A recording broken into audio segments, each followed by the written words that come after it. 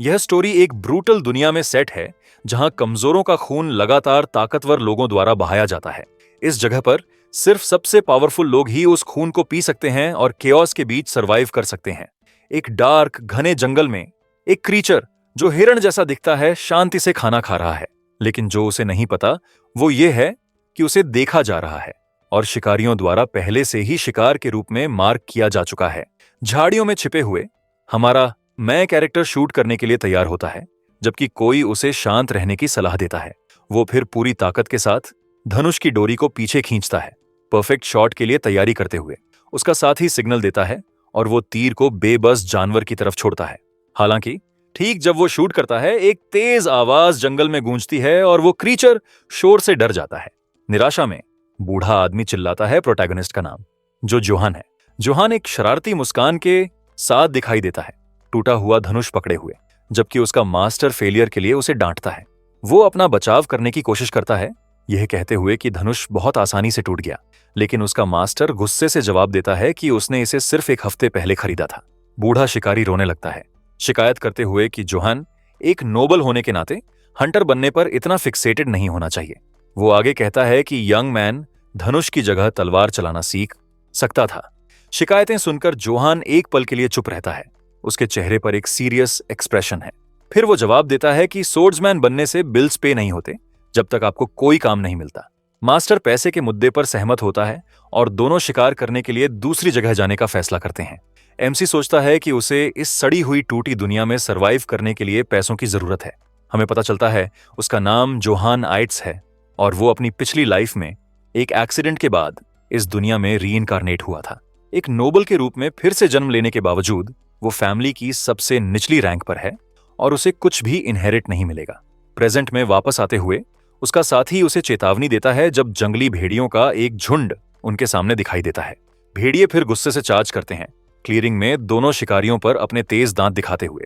बिना एक सेकंड सोचे बूढ़ा शिकारी पलटता है और डर से भाग जाता है, जोहन को पीछे छोड़ते हुए। लेकिन प्रोटैगनिस्ट शांत रहता है और इस दुनिया की नेचर के बारे में सोचना शुरू करता है जिसमें वो फिर से जन्मा है। वो समझता है कि यह जगह एक बहुत रियलिस्टिक और ग्रिम रिप्रेजेंटेशन है एक क्रूल मिडीवल युग की। क्रूल्टी इतनी ज्यादा है कि जो लोग मर चुके हैं वो भी इस निर्जन जगह में आराम नहीं पाते दिखते। उसका साथी सोचता है कि क्या बॉडीज उनके गांव की हैं, लेकिन जोहन कहता है यह जानना इम्पॉसिबल है। यंग मैन फिर पूरे यकीन के साथ कहता है कि इस दुनिया में कमजोर लोग सिर्फ ताकतवर लोगों के लिए शिकार हैं जिन पर वो पलते हैं। यह सोचकर वो अपनी मुट्ठी भींचता है, यह तय करते हुए कि वो उन आसान टारगेट्स में से एक नहीं बनेगा। उस फेट से बचने के लिए वो चमकती आंखों के साथ चिल्लाता है कि उसे सिर्फ एक चीज की जरूरत है, बहुत सारा पैसा। उसे याद आता है कि जब वो पहली बार आया था तो उसे किसी स्पेशल स्किल या स्टेटस विंडो की उम्मीद थी, लेकिन चूंकि ऐसा कुछ नहीं हुआ, उसने अपना मेन गोल एक सिंगल चीज में बदल दिया, पैसा कमाना। कैश के साथ वो इस टेरिटरी को छोड़ सकता था और जो चाहे कर सकता था, जैसे मर्चेंट या फार्मर बनना। जबकि वो अपने लालची थॉट्स में खोया हुआ है, उसका मास्टर उसे पास में मिली किसी चीज को देखने के लिए बुलाता है। शिकारी उसे एक रेयर मेडिसिनल हर्ब दिखाता है जिसे इम्प्स ग्रास कहते हैं, जो खून रोकने के लिए बहुत अच्छा है। बिना किसी झिझक के जोहान उसके हाथ से पौधे को छीन लेता है, सिर्फ यह सोचते हुए कि यह कितना एक्सपेंसिव और वैल्यूएबल होगा। अपने चेहरे पर एक हास्यास्पद लुक के साथ वो मेंटली उसे कैश के लिए धन्यवाद देता है, अपने साथी को पूरी तरह स्पीचलेस छोड़ते हुए। एक पल बाद जोहान जमीन पर पड़ी एक छोटी थैली की ओर इशारा करता है, कहते हुए कि मास्टर ने कुछ गिरा दिया। वो थैली उठाता है, लेकिन शिकारी कहता है यह उसकी नहीं है, और उसे अजीब लगता है क्योंकि कोई और इतने गहरे जंगल में नहीं जाता। अचानक मास्टर शॉक्ड दिखता है, उसकी आंखें चौड़ी हैं जैसे उसे कुछ भयानक रियलाइज हुआ हो। दोनों ऊपर देखते हैं, चौंक कर जब वो एक अजीब आवाज सुनते हैं जो जंगल के अंधेरे से आ रही है। अचानक एक डेस्परेट आवाज पेड़ों के बीच गूंजती है, मदद के लिए चीखते हुए, जबकि वो बिना दिशा के भागती है। चीखें और भेड़ियों की गुर्राहट सुनकर जोहान और उसका साथी आवाज की तरफ देखते हैं, डरे हुए। वो फिर एक छोटी लड़की को एक पेड़ पर कॉर्नर्ड देखते हैं, गुस्से में भरे भेड़ियों के झुंड से घिरी हुई। मास्टर उसे डेल के रूप में पहचानता है, रॉबर्ट की बेटी, और सोचता है कि एक बच्ची जंगल में इतनी गहराई में क्या कर रही है। भेड़िए सामान्य से बिगर और ज्यादा एग्रेसिव दिखते हैं, लड़की पर अपने दांत दिखाते हुए और गुर्राते हुए।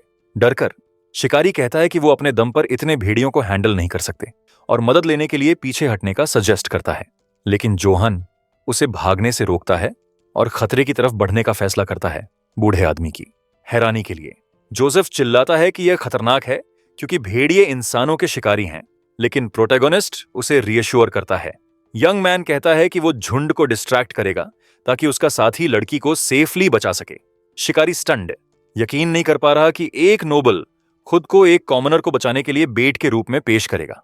हालांकि जोहान के चेहरे पर एक चालाक मुस्कान है क्योंकि उसे रियलाइज हो गया है कि यह सिचुएशन एक गोल्ड माइन है। वो कम से कम 10 भेड़ियों को गिनता है और पहले से ही उस प्रॉफिट को कैलकुलेट करना शुरू कर देता है जो वो उन सब की खाल बेचकर कमाएगा। कान से कान तक मुस्कान के साथ वो अपने प्रेशियस छोटे मनी मेकर्स का सामना करने के लिए तैयार होता है। अपने साथी के रवैये को देखकर उसका कंपेनियन पूरी तरह कंफ्यूज्ड है, कोई आइडिया नहीं कि क्या हो रहा है। फिर प्रोटैगनिस्ट अपनी तलवार निकालता है एक अजीब स्टैंस के साथ और जोसेफ उसकी खराब सोर्ड्समैनशिप पर सवाल उठाता है। बिना समय गंवाए जानवर उसकी तरफ चार्ज करते हैं, आने वाले हमले के लिए तैयार। यंग मैन तेजी से जानवरों के अटैक को रोकने के लिए आगे बढ़ता है। वो पहले भेड़िए को अपनी तलवार से ब्लॉक करने में सफल होता है, खतरनाक क्रीचर के चार्ज को रोकते हुए। जानवर ब्लेड को जोर से काटता है, अपने नुकीले दांतों से इसे तोड़ने की कोशिश करते हुए। छोड़ने को तैयार नहीं, वो अपने जबड़े से तलवार पर दबाव डालता रहता है। प्रोटैगनिस्ट की हैरानी के लिए तलवार जंगली भेड़िए की काट की ताकत से टूट जाती है, इससे पहले कि वो रिएक्ट कर पाए। एक और क्रीचर उस पर साइड से अटैक करता है, उसका मुंह पूरा खुला हुआ, काटने के लिए तैयार। लड़ाई की भीड़ के बीच यंग मैन जंगली जानवरों से घिरा हुआ है। एक ब्रूटल सीन में जोसेफ डर से देखता है और निराशा में जोहान का नाम चिल्लाता है, सबसे बुरे का डर रखते हुए। इस बीच कहीं और घटनाएं बहुत अलग तरीके से सामने आ रही हैं। एड्स टेरिटरी में नोबल फैमिली बल्ट्रोदन गांव का इंस्पेक्शन कर रहा है एक बड़े जुलूस के साथ। गरीब गंदे ग्रामीण डर से अपना सिर झुकाते हैं जैसे नोबल्स का जुलूस गुजरता है। एक बूढ़ा आदमी एक बच्ची को गले लगाता है, उसे चारों तरफ के अत्याचार और दुख के सीन से बचाने की कोशिश करते हुए। कॉन्क्यूबाइंस में से एक, जिसका नाम मैडम आइट्स है, वहां इकट्ठे हुए आम लोगों से आ रही भयानक बदबू की शिकायत करती है। परिवार का सबसे बड़ा बेटा फिलिप एड्स सीन को एक गंभीर और उदासीन एक्सप्रेशन के साथ देखता है। टेरिटोरी का लॉर्ड जीजन भी जगह की बदबू के बारे में शिकायत करता है, इसे एक दुखी जगह बुलाते हुए। फिलिप अपने पिता को बताता है कि जोहान मौजूद नहीं है और उसे ढूंढने के लिए सोल्जर्स भेजने की पेशकश करता है। जेसन एड्स अपने सबसे छोटे बेटे की अनुपस्थिति के बारे में जानकर गुस्से से फट पड़ता है। इंपॉर्टेंट इंस्पेक्शन के दौरान वो चिल्लाता है कि उसे जोहान की परवाह नहीं है और यह कि वो लड़का अपनी मां के जैसा ही दुखद अंत देख सकता है। घृणा के एक्सप्रेशन के साथ टेरिटरी का लॉर्ड अपने एब्सेंट बेटे को कोसना और नीचा दिखाना जारी रखता है। अचानक जीजन अपने घोड़े को रोकता है गांव के एंट्रेंस पर घास के एक बड़े ढेर को देखकर। वो पूछता है यह क्या है और ग्रामीणों में से एक घुटने टेक देता है, माफी मांगते हुए इससे पहले की स्थिति समझाए। ग्रामीण कहते हैं उन्होंने जोहान के ट्रेनिंग ट्रैप्स को ढक दिया क्योंकि उन्हें लगा वो बदसूरत थे। जेसन जोहान के ट्रेनिंग के आइडिया पर हंसता है और घास को देखते हुए अपने बेटे को एक पैथेटिक कीड़ा बुलाता है, लेकिन जैसे वो करीब से देखता है उसका एक्सप्रेशन बदल जाता है जब वो देखता है कि नीचे क्या छिपा था।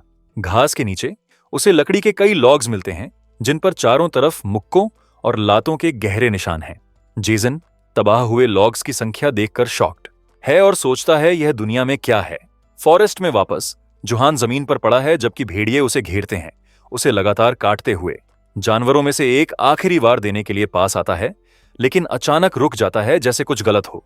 फिर जोहान भेड़िए का जबड़ा पकड़ता है और कहता है कि तलवारों से लड़ना वाकई उसका स्टाइल नहीं है। अमेजिंग ताकत के साथ वो क्रीचर को दूर फेंक देता है, दूसरे जानवरों को अलर्ट कर देता है। प्रोटैगनिस्ट मुस्कुराता है और कहता है कि अब वो अपने तरीके से लड़ेगा, भेड़ियों को अपनी छोटी कैश मशीन्स बुलाते हुए। वो जानता है कि इस दुनिया में सबसे ताकतवर की सर्वाइवल है और शिकार बनने से बचने के लिए उसे कैश चाहिए, और वो कैश पाने के लिए उसे कुछ और चाहिए। जैसे झुंड अटैक के लिए आगे बढ़ता है, वो फिर अपनी मुट्ठी कसकर भींचता है, अपनी असली लड़ने की एबिलिटी दिखाने के लिए तैयार होते हुए। उसे जो चाहिए वो है ओवरवेलमिंग ताकत, जो एक सामान्य इंसान की लिमिट्स को पार कर सके। जोसेफ सीन देखता है, पूरी तरह शॉक्ड और समझ नहीं पा रहा कि क्या हो रहा है। एक डायरेक्ट पंच के साथ जोहान एक भेड़िए के चेहरे पर जोरदार वार करता है, जिसे रिएक्ट करने का मुश्किल से समय मिलता है। इंपैक्ट इतना पावरफुल है कि यह कई अन्य भेड़ियों को हवा में उड़ा देता है बहुत आसानी से। यंग मैन एक और जानवर को गर्दन से पकड़ता है, एक डरावनी और बहुत बड़ी फिजिकल स्ट्रेंथ दिखाते हुए। एक क्विक और ब्रूटल सीन में वो बेबस क्रिएचर को आखिरी डिसाइसिव वॉर देता है। भेड़िए का शरीर बेजान होकर जमीन पर गिरता है जोसेफ की हैरानी के लिए, जो दूर से देख रहा है। बूढ़ा शिकारी अपनी आंखों पर यकीन नहीं कर पाता और सोचता है यह अमेजिंग ताकत कहां से आती है। जोहान भेड़ियों की बॉडीज के बीच मुस्कुराता है, सोचते हुए कि उसे इन सब की खाल के लिए कितना पैसा मिलेगा। एक याद दिखाती है कि उसे कम उम्र से ही मान लेना पड़ा कि इस नई दुनिया में जिंदगी आसान नहीं होगी। उसके बड़े भाई लगातार उसके साथ बुरा बर्ताव करते थे, उसे बास्टर्ड बुलाते हुए और मां नहीं होने के लिए उसे नीचा दिखाते हुए। क्योंकि उनकी हायर रैंक थी, वो उसे परेशान करते थे और पीटते थे जब भी उन्हें अपनी ताकत दिखाने का मन करता था। जमीन पर पड़े हुए यंग जोहान को रियलाइज हुआ कि यह दुनिया कितनी क्रूल थी और कि किसी को उसकी परवाह नहीं होगी। उसने फिर समझ लिया कि वो अकेला इंसान जिस पर वो यहां सरवाइव करने के लिए भरोसा कर सकता था, वो खुद था। यह सोचकर उसने सोचना शुरू किया कि उसे इस मिडीवल दुनिया में गुजारा करने के लिए क्या चाहिए होगा। खुशकिस्मती से प्रोटैगनिस्ट के पास एक बड़ा फायदा था, अपनी पिछली लाइफ से नॉलेज, एक स्टूडेंट के रूप में। इस वजह से उसके दिमाग में वो समझ थी जिसकी उस युग के लोग कल्पना भी नहीं कर सकते थे। तो उसने इस सारी नॉलेज को अपने फायदे के लिए इस्तेमाल करने का फैसला किया। हाई इंटेंसिटी ट्रेनिंग से शुरुआत करते हुए लड़के ने सुपर फूड्स के साथ एक बैलेंस डाइट भी बनाई, जिसे देखकर लोग हैरान रह गए। उसने मॉडर्न साइंस पर आधारित एक एक्सरसाइज रेजिमेन भी बनाया और पास से मार्शल आर्ट्स प्रैक्टिस किया। और इस तरह उसकी लगातार ट्रेनिंग कई सालों की मेहनत में जमा होती गई। उस सारे समय के बाद एक बड़ा और मजबूत जोहान एक ही पंचवोत्सिया पेड़ के तनों को तोड़ सकता था। उसकी डिटर्मिन्ड एक्सप्रेशन उसकी सारी मेहनत के नतीजे दिखाती थी, जबकि वो ट्रेनिंग करता रहता था। उसके वारों की ताकत इतनी बेहिसाब थी कि वो एक पूरे पेड़ को जमीन से उखाड़ सकता था। हर ट्रेनिंग सेशन के साथ उसका शरीर और भी ज्यादा ओवरवेलमिंग ताकत दिखाता था और वो नया महसूस करता था। तबाह हुए लॉग्स के बीच वो सोचता था कि क्या यह ताकत एक आशीर्वाद थी या उसकी जिंदगी में एक नई चुनौती। प्रेजेंट में वापस फॉरेस्ट में एक गुर्राहट की आवाज अंधेरे में गूंजती है इंटेंस लड़ाई के बाद। प्रोटैगनिस्ट राहत की सांस लेता है अपने हाथ को देखते हुए, जबकि वो जानवरों के खिलाफ लड़ाई से ठीक होता है। वो जमीन पर भेड़ियों की बॉडीज को देखता है और निष्कर्ष निकालता है कि यह झुंड का आखिरी लगता है। इस बीच जोसेफ छोटी डेल को गले लगाता है, जो खतरे से बच जाने पर राहत से रो रही है। जोसेफ राहत की सांस लेता है, लेकिन फिर भी पूरी स्थिति से पूरी तरह थका हुआ और हिला हुआ दिखता है। वो फिर जोहान की तरफ मुड़ता है और उसे डांटता है, कहते हुए कि उसके कार्य बहुत लापरवाह और खतरनाक थे। लेकिन ठीक उसके बाद शिकारी भावुक हो जाता है और यंग मैन का धन्यवाद करता है बिना दूसरी सोच के लड़की को बचाने के लिए। हालांकि प्रोटैगनिस्ट अपनी दुनिया में है, सोचते हुए कि कौन सी भेड़िए की खाल सबसे ज्यादा कैश लाएगी। वो पूछता है कि जोसेफ ने क्या कहा और फिर डेल की तरफ मुड़ता है यह देखने के लिए कि क्या उसे कहीं चोट लगी। अचानक छोटी लड़की की आंखें बड़ी हो जाती हैं और पूरी दहशत का एक भाव उसके चेहरे पर आ जाता है। उनके पीछे लाल आंखों वाली एक विशाल छाया दिखाई देती है और एक डरावनी गुर्राहट निकालती है। जोहान और जोसेफ घूमते हैं कंफ्यूज्ड, जबकि डेल अपना चेहरा अपने हाथों से ढक लेती है, देखने में असमर्थ। क्रीचर अपने तेज दांत दिखाता है और घने जंगल के अंधेरे में अपनी गुस्से वाली नजर। एक राक्षसी विशाल भेड़िया जोहान के सामने उभरता है, झुंड का लीडर दिखता है जिसे उसने हराया। जोसेफ पूरी घबराहट में चिल्लाता है, यह रियलाइज करते हुए कि वो एक असली मॉन्स्टर का सामना कर रहे हैं। वो लड़की को पकड़ता है और चेतावनी देता है कि उन्हें भागना है, क्योंकि सिर्फ एक आर्मी ही उस चीज को संभाल सकती है। लेकिन प्रोटैगनिस्ट मुस्कुराता है और क्रीचर की तरफ मुड़ता है, पूछते हुए कि क्या यह इस क्रू का बॉस है। वो मॉन्स्टर के नीचे वालों को मारने के लिए माफी मांगता है और बताता है कि उनकी खाल बहुत कीमती है। विशाल जानवर यंग मैन को प्योर नफरत की नजर से घूरता है, उसकी आंखें इंटेंस लाल रंग में चमक रही हैं। जोहान रियलाइज करता है कि मॉन्स्टर उसे शिकार के रूप में देखता है और उसके चेहरे पर एक कॉन्फिडेंट मुस्कान आती है। क्रीचर फिर अपना विशाल मुंह खोलता है और एक कानों को फाड़ने वाली दहाड़ छोड़ता है जो पूरे जंगल में गूंजती है। बिना डरे प्रोटैगनिस्ट जानवर की तरफ चार्ज करता है, कहते हुए कि कोई फर्क नहीं पड़ता, यह क्या है। यंग मैन जमीन से एक विशाल पत्थर उठाता है और चिल्लाता है कि इस चीज की खाल बहुत ज्यादा पैसे की होगी। फिर सुपर ह्यूमन ताकत के साथ वो पत्थर फेंकता है जो सीधा मॉन्स्टर के सिर पर टकराता है। पत्थर मॉन्स्टर पर स्क्वायर टकराता है और वो डायरेक्ट इंपैक्ट से दर्द और गुस्से की दहाड़ निकालता है। लेकिन जोहान निराशा में चिल्लाता है क्योंकि उसने जानवर की खाल को खरोंच दिया, शिकायत करते हुए कि अब कीमत गिर जाएगी। अपनी लाल आंखों से नफरत के साथ चमकते हुए क्रीचर प्रोटैगनिस्ट को घूरता है, गुस्से से गुर्राते हुए। फिर जानवर अपना मुंह खोलता है और एक पावरफुल चीख छोड़ता है जो पूरे जंगल को हिलाती दिखती है। आवाज इतनी इंटेंस है कि प्रोटैगनिस्ट अपने हाथों से अपने कानों को ढक लेता है, असहनीय दर्द महसूस करते हुए। इस बीच जोसेफ छोटी लड़की को कसकर गले लगाता है, कानों को फाड़ने वाली आवाज से उसे बचाने की कोशिश करते हुए। जोहान अपने दांत पीसता है और दर्द में तड़पता है, जबकि मॉन्स्टर की चीख उसके दिमाग को सीधे अफेक्ट करती दिखती है। उसे चक्कर आता है और उसकी नजर ब्लर होने लगती है, जबकि वो सोचता है कि उसके साथ क्या हो रहा है। अचानक दो वॉरियर्स के तलवारों से लड़ने का एक अजीब विजन अचानक उसके दिमाग में फ्लैश करता है। सीन इतना इंटेंस और असली है कि यंग मैन निराशा में चिल्लाता है, उस पुरानी याद के दर्द को महसूस करते हुए। जल्द ही वो जमीन पर गिर जाता है, हांफते हुए और कंफ्यूज्ड, सोचते हुए कि उसके साथ अभी क्या हुआ। अभी भी थोड़ा चक्कर में वो चारों तरफ देखता है और सोचता है कि वो मॉन्स्टर कहां गया जो उसके सामने था। उसकी हैरानी के लिए क्रीचर बस गायब हो गया है, बिना किसी निशान के गहरे जंगल में। वो फिर जोसेफ और डेल को जमीन पर देखता है, गहरी नींद में, जैसे वो बेहोश हो गए हों। प्रोटैगनिस्ट पास जाता है और रियलाइज करता है कि वो बस सो रहे हैं और कि सब अब सेफ हैं। उसे नहीं पता क्या हुआ, लेकिन जोसेफ को उठाता है वापस जाने के लिए, क्योंकि दूसरे मॉन्स्टर्स आ सकते हैं। यंग मैन फिर शिकारी को अपने कंधों पर उठाता है और गहरे जंगल से चलना शुरू करता है। जैसे वो चलता है, वो भेड़िए की खालों को नहीं ले पा सकने का दुख जताता है, लेकिन बाद में एक गाड़ी के साथ वापस आने का वादा करता है। रात गहरी होती है और पूर्णिमा का चांद उदास जंगल के पेड़ों के बीच उनका रास्ता रोशन करता है। जैसे वो गांव के पास आता है, वो देखता है कि लाइट्स जल रही हैं और सोचता है कि क्या वो डेल को ढूंढ रहे हैं। वो फिर कल्पना करना शुरू करता है कि उसका पिता उसकी तारीफ करेगा और सबके सामने उसे अपना उत्तराधिकारी नाम देगा। लेकिन वो जल्दी से आइडिया को खारिज करता है और सोचता है कि शायद वो कम से कम गार्ड में एक पोजीशन पा सके, ताकि भूखा न रहे। हालांकि जैसे वो गांव के करीब आता है, वो कुछ अजीब नोटिस करता है और उसका एक्सप्रेशन पूरी तरह बदल जाता है। एक जली हुई मशाल की रोशनी अंधेरे को रोशन करती है, एक बड़े ग्रुप के लोगों की मौजूदगी दिखाते हुए। अचानक वो अपने परिवार की इंस्पेक्शन पार्टी के सामने आ जाता है, सोल्जर्स और घोड़ों के साथ हर जगह। प्रोटैगनिस्ट पूरी तरह स्टन्ड है। उसके चेहरे पर शॉक का एक भाव है जब वो रियलाइज करता है कि वो किस मेस में है। उसका बड़ा भाई फिलिप गुस्से से चिल्लाता है, पूछते हुए कि वो अपने पिता के इंस्पेक्शन के दौरान कहां था।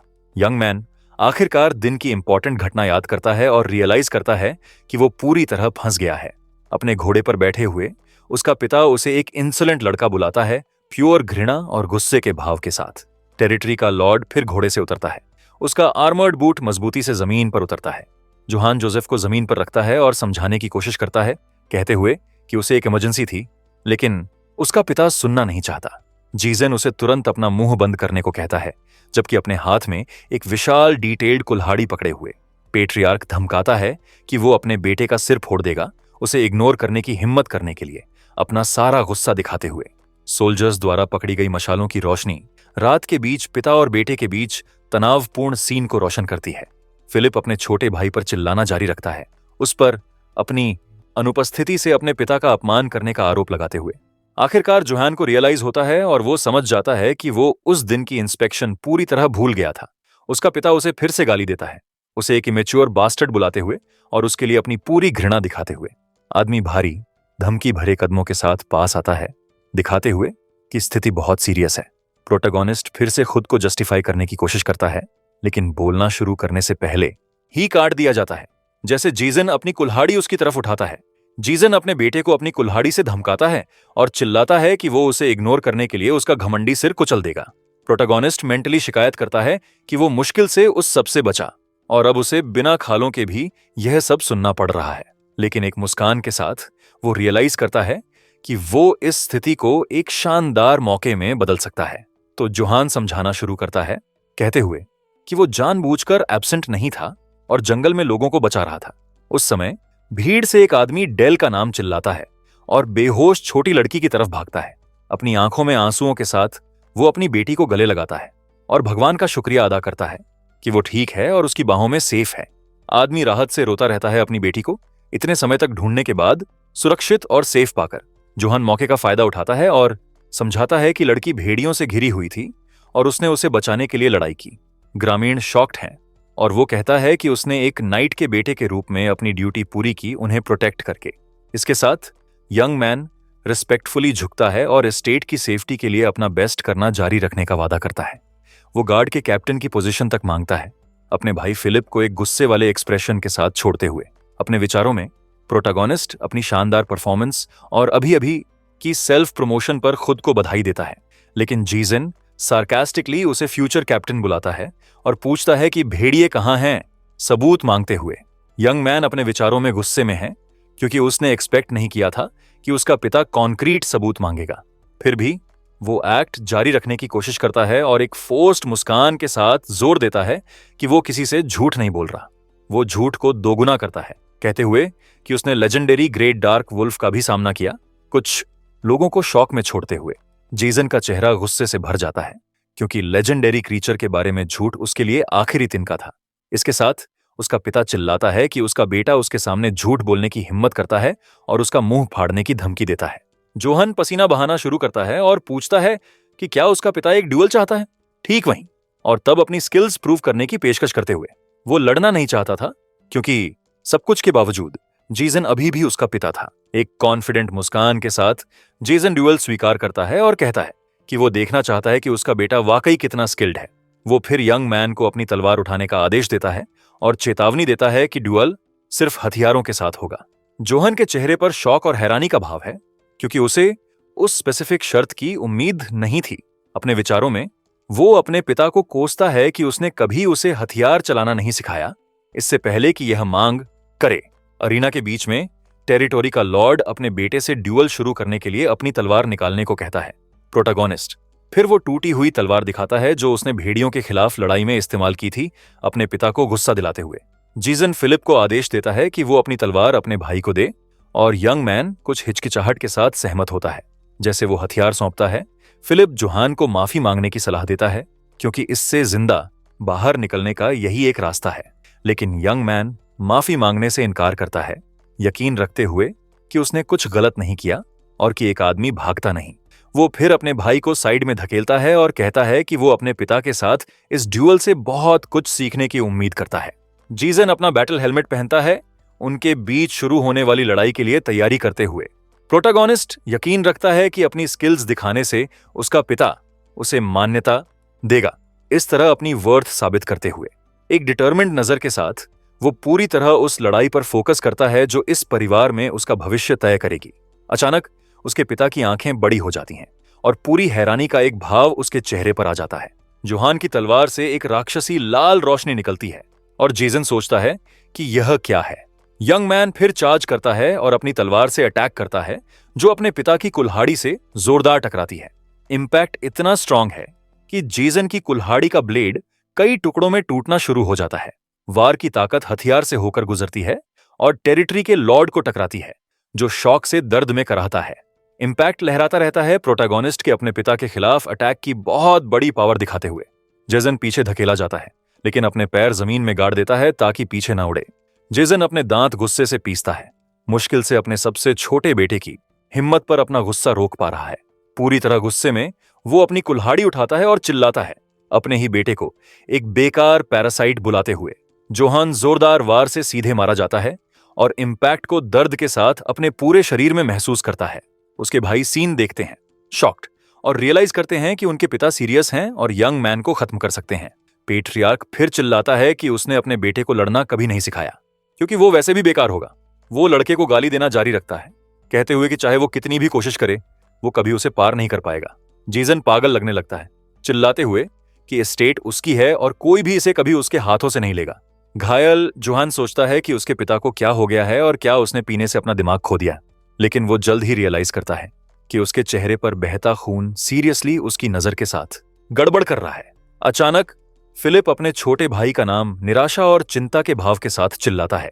प्रोटैगनिस्ट चिल्लाहट सुनकर हैरान है और उस अनएक्सपेक्टेड रिएक्शन की वजह के बारे में सोचता है। वो फिर अपना चेहरा उठाता है और नुकसान में होने के बावजूद एक डिटर्मिन्ड संबट नजर के साथ अपने पिता को घूरता है। ग्रामीणों की भीड़ सीन देखती है, पूरी तरह डरी हुई, एक भी काम करने में असमर्थ। अपनी आखिरी ताकत के साथ जोहान कुल्हाड़ी के ब्लेड को अपनी तलवार के बचे हुए हिस्से से रोकने में कामयाब होता है। दबाव बहुत ज्यादा है और चिंगारियां हर तरफ उड़ती हैं, जबकि दोनों अरीना के बीच में अपनी ताकत टेस्ट करते हैं। लेकिन यंग मैन की तलवार इसे बर्दाश्त नहीं कर पाती और टुकड़ों में टूट जाती है, उसे पूरी तरह निहत्था छोड़ते हुए। जमीन पर घुटने टेकते हुए प्रोटैगोनिस्ट अपनी हार मान लेता है तलवार के बचे हुए हिस्सों के साथ उसके बगल में। जेसन फिर पास आता है और अपने बेटे से कहता है कि अपनी जगह जाने और फिर कभी उसे चैलेंज ना करे। एक धमकी भरी नजर के साथ वो चेतावनी देता है कि अगर वो उसे फिर से देखता है तो वो सच में उसका सिर हमेशा के लिए कुचल देगा।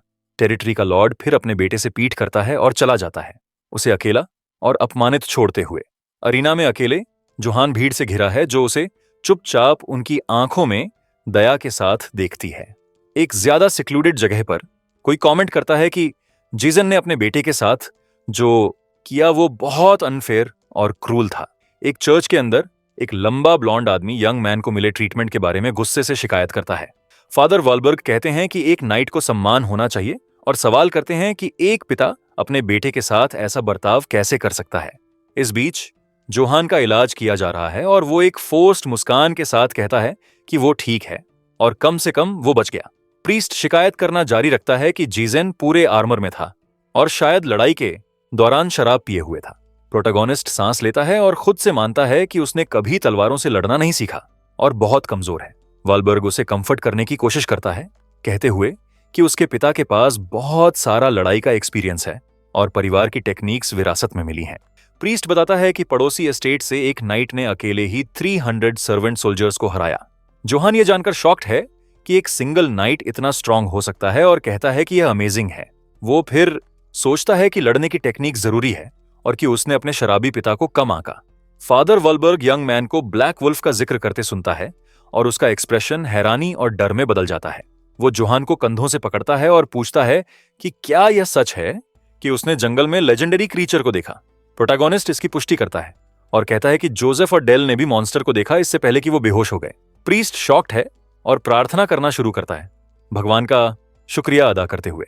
जबकि यंग मैन कुछ भी समझ नहीं पा रहा, वालबर्ग फिर शेल्फ से एक पुरानी किताब उठाता है, क्यूरियस यंग मैन को कुछ जरूरी दिखाने के लिए।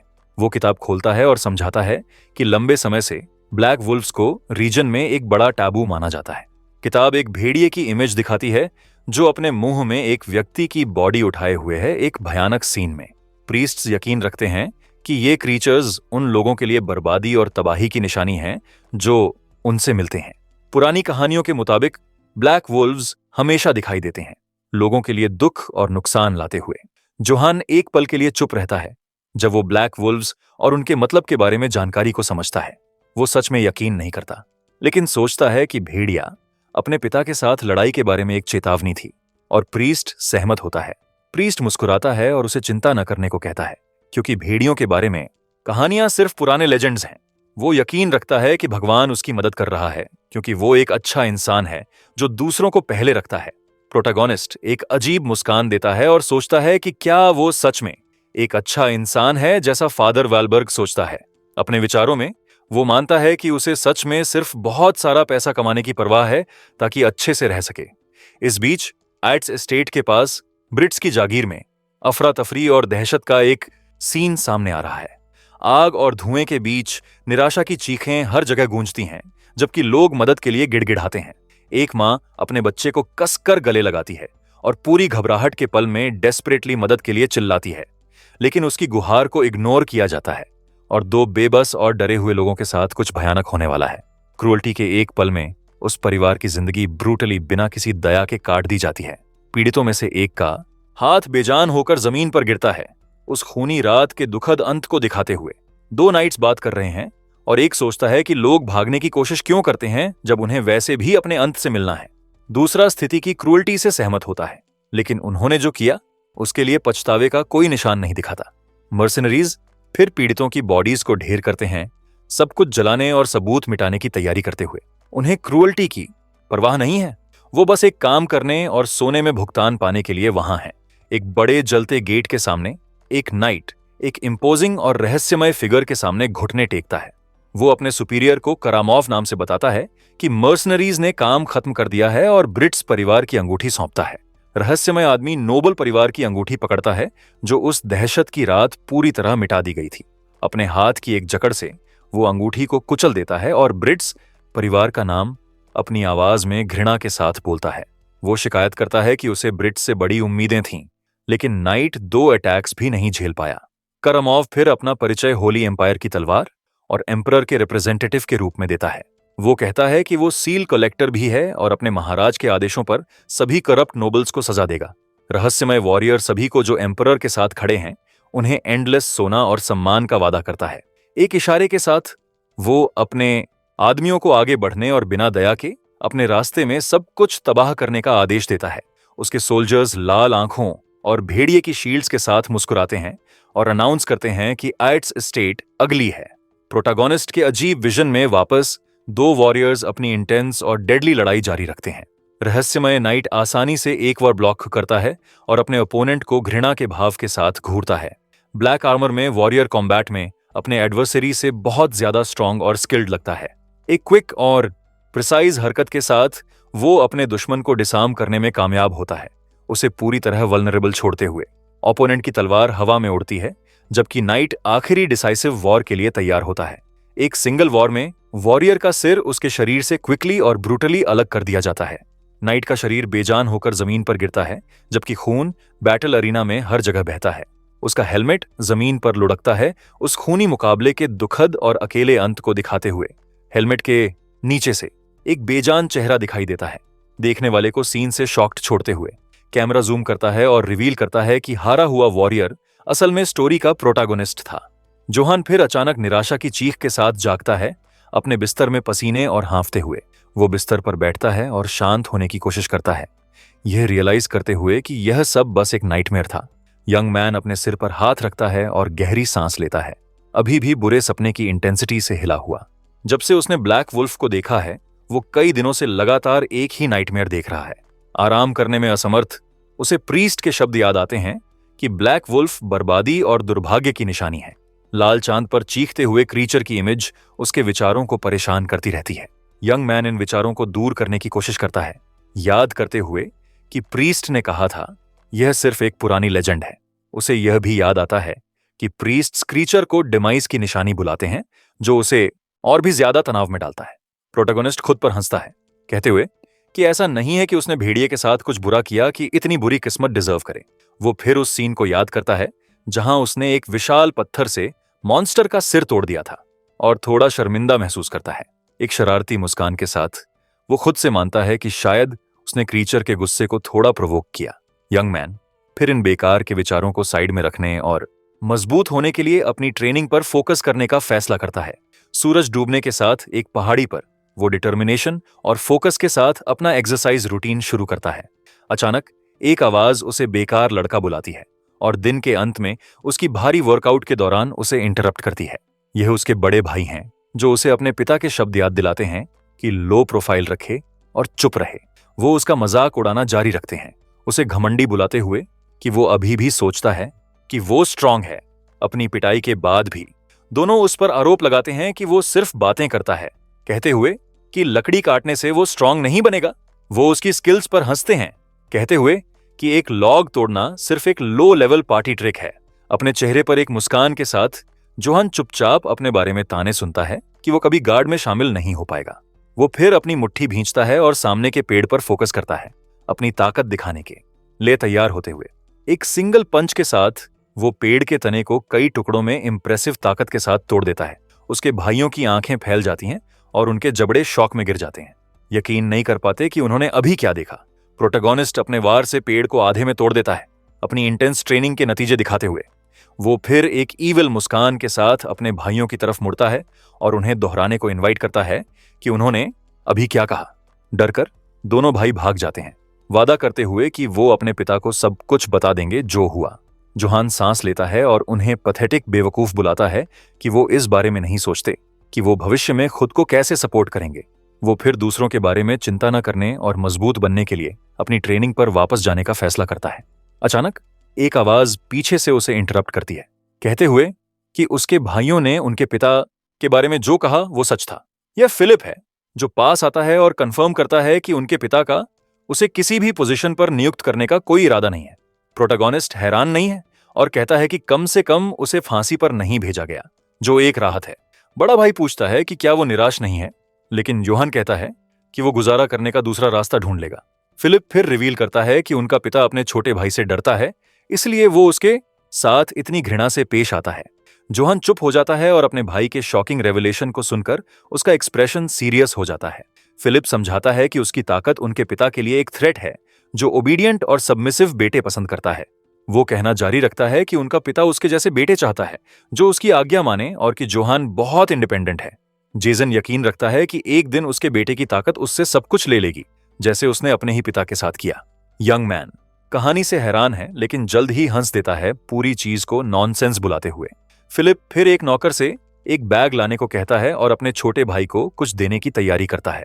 नौकर बैग खोलता है और प्रोटैगनिस्ट को उसकी कंटेंट्स दिखाता है, जो यह देखने के लिए उत्सुक है कि यह क्या है। जोहन की आंखें हैरानी में बड़ी हो जाती हैं, जबकि वो सोचता है कि बैग के अंदर क्या है। बड़ा भाई समझाता है कि यह एक कोट और आर्मर का एक चेस्ट प्लेट है, जो कासल में रखा हुआ था।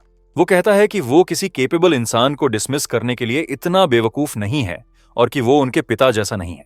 एक डिटर्मिन्ड नजर के साथ जोहान ध्यान से अपने बड़े भाई फिलिप के शब्द सुनता है। फिलिप वादा करता है कि जब वो एस्टेट का लॉर्ड बनेगा तो वो उसे एड्स गार्ड के कैप्टन के रूप में नियुक्त करेगा। जोहान वापस चिल्लाता है कि उसने कभी पहली जगह में मुसीबत शुरू नहीं की, अपने बड़े भाई के आरोपों के खिलाफ अपना बचाव करते हुए। फिलिप फिर उसे कुछ फेंकता है और जाने के लिए मुड़ता है, प्रोटैगनिस्ट को गिफ्ट के साथ अकेला छोड़ते हुए। बड़ा भाई अपने नौकर के साथ चला जाता है, जबकि सूरज एक खूबसूरत सीन में क्षितिज पर डूबता है। प्रोटैगनिस्ट दोनों को जाते हुए देखता है और अचानक एक अजीब फीलिंग उस पर आती है। वो फिर आर्मर के चेस्ट प्लेट को देखता है और रियलाइज करता है कि यह बिल्कुल वही है जो उसके नाइटमेयर में था। बड़ी आंखों के साथ वो सोचता है कि क्या उस आर्मर को पहनने से वो अपने सपने की तरह उसी दुखद अंत तक पहुंचेगा।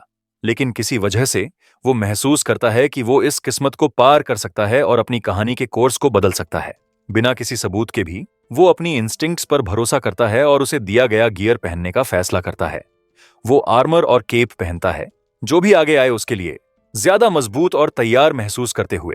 सूरज पूरी तरह डूब जाता है और रात आ जाती है। यंग मैन के लिए नई चुनौतियां और रोमांच लाते हुए एक लोकल टैवर्न में ग्रामीण गांव की हाल की घटनाओं के बारे में जोश से बात करते हैं।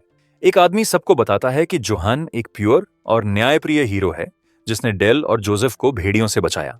दूसरे सहमत होते हैं, कहते हुए कि वो अपने पिता से कहीं ज्यादा नोबल है, जो एक शराबी और औरतबाज है।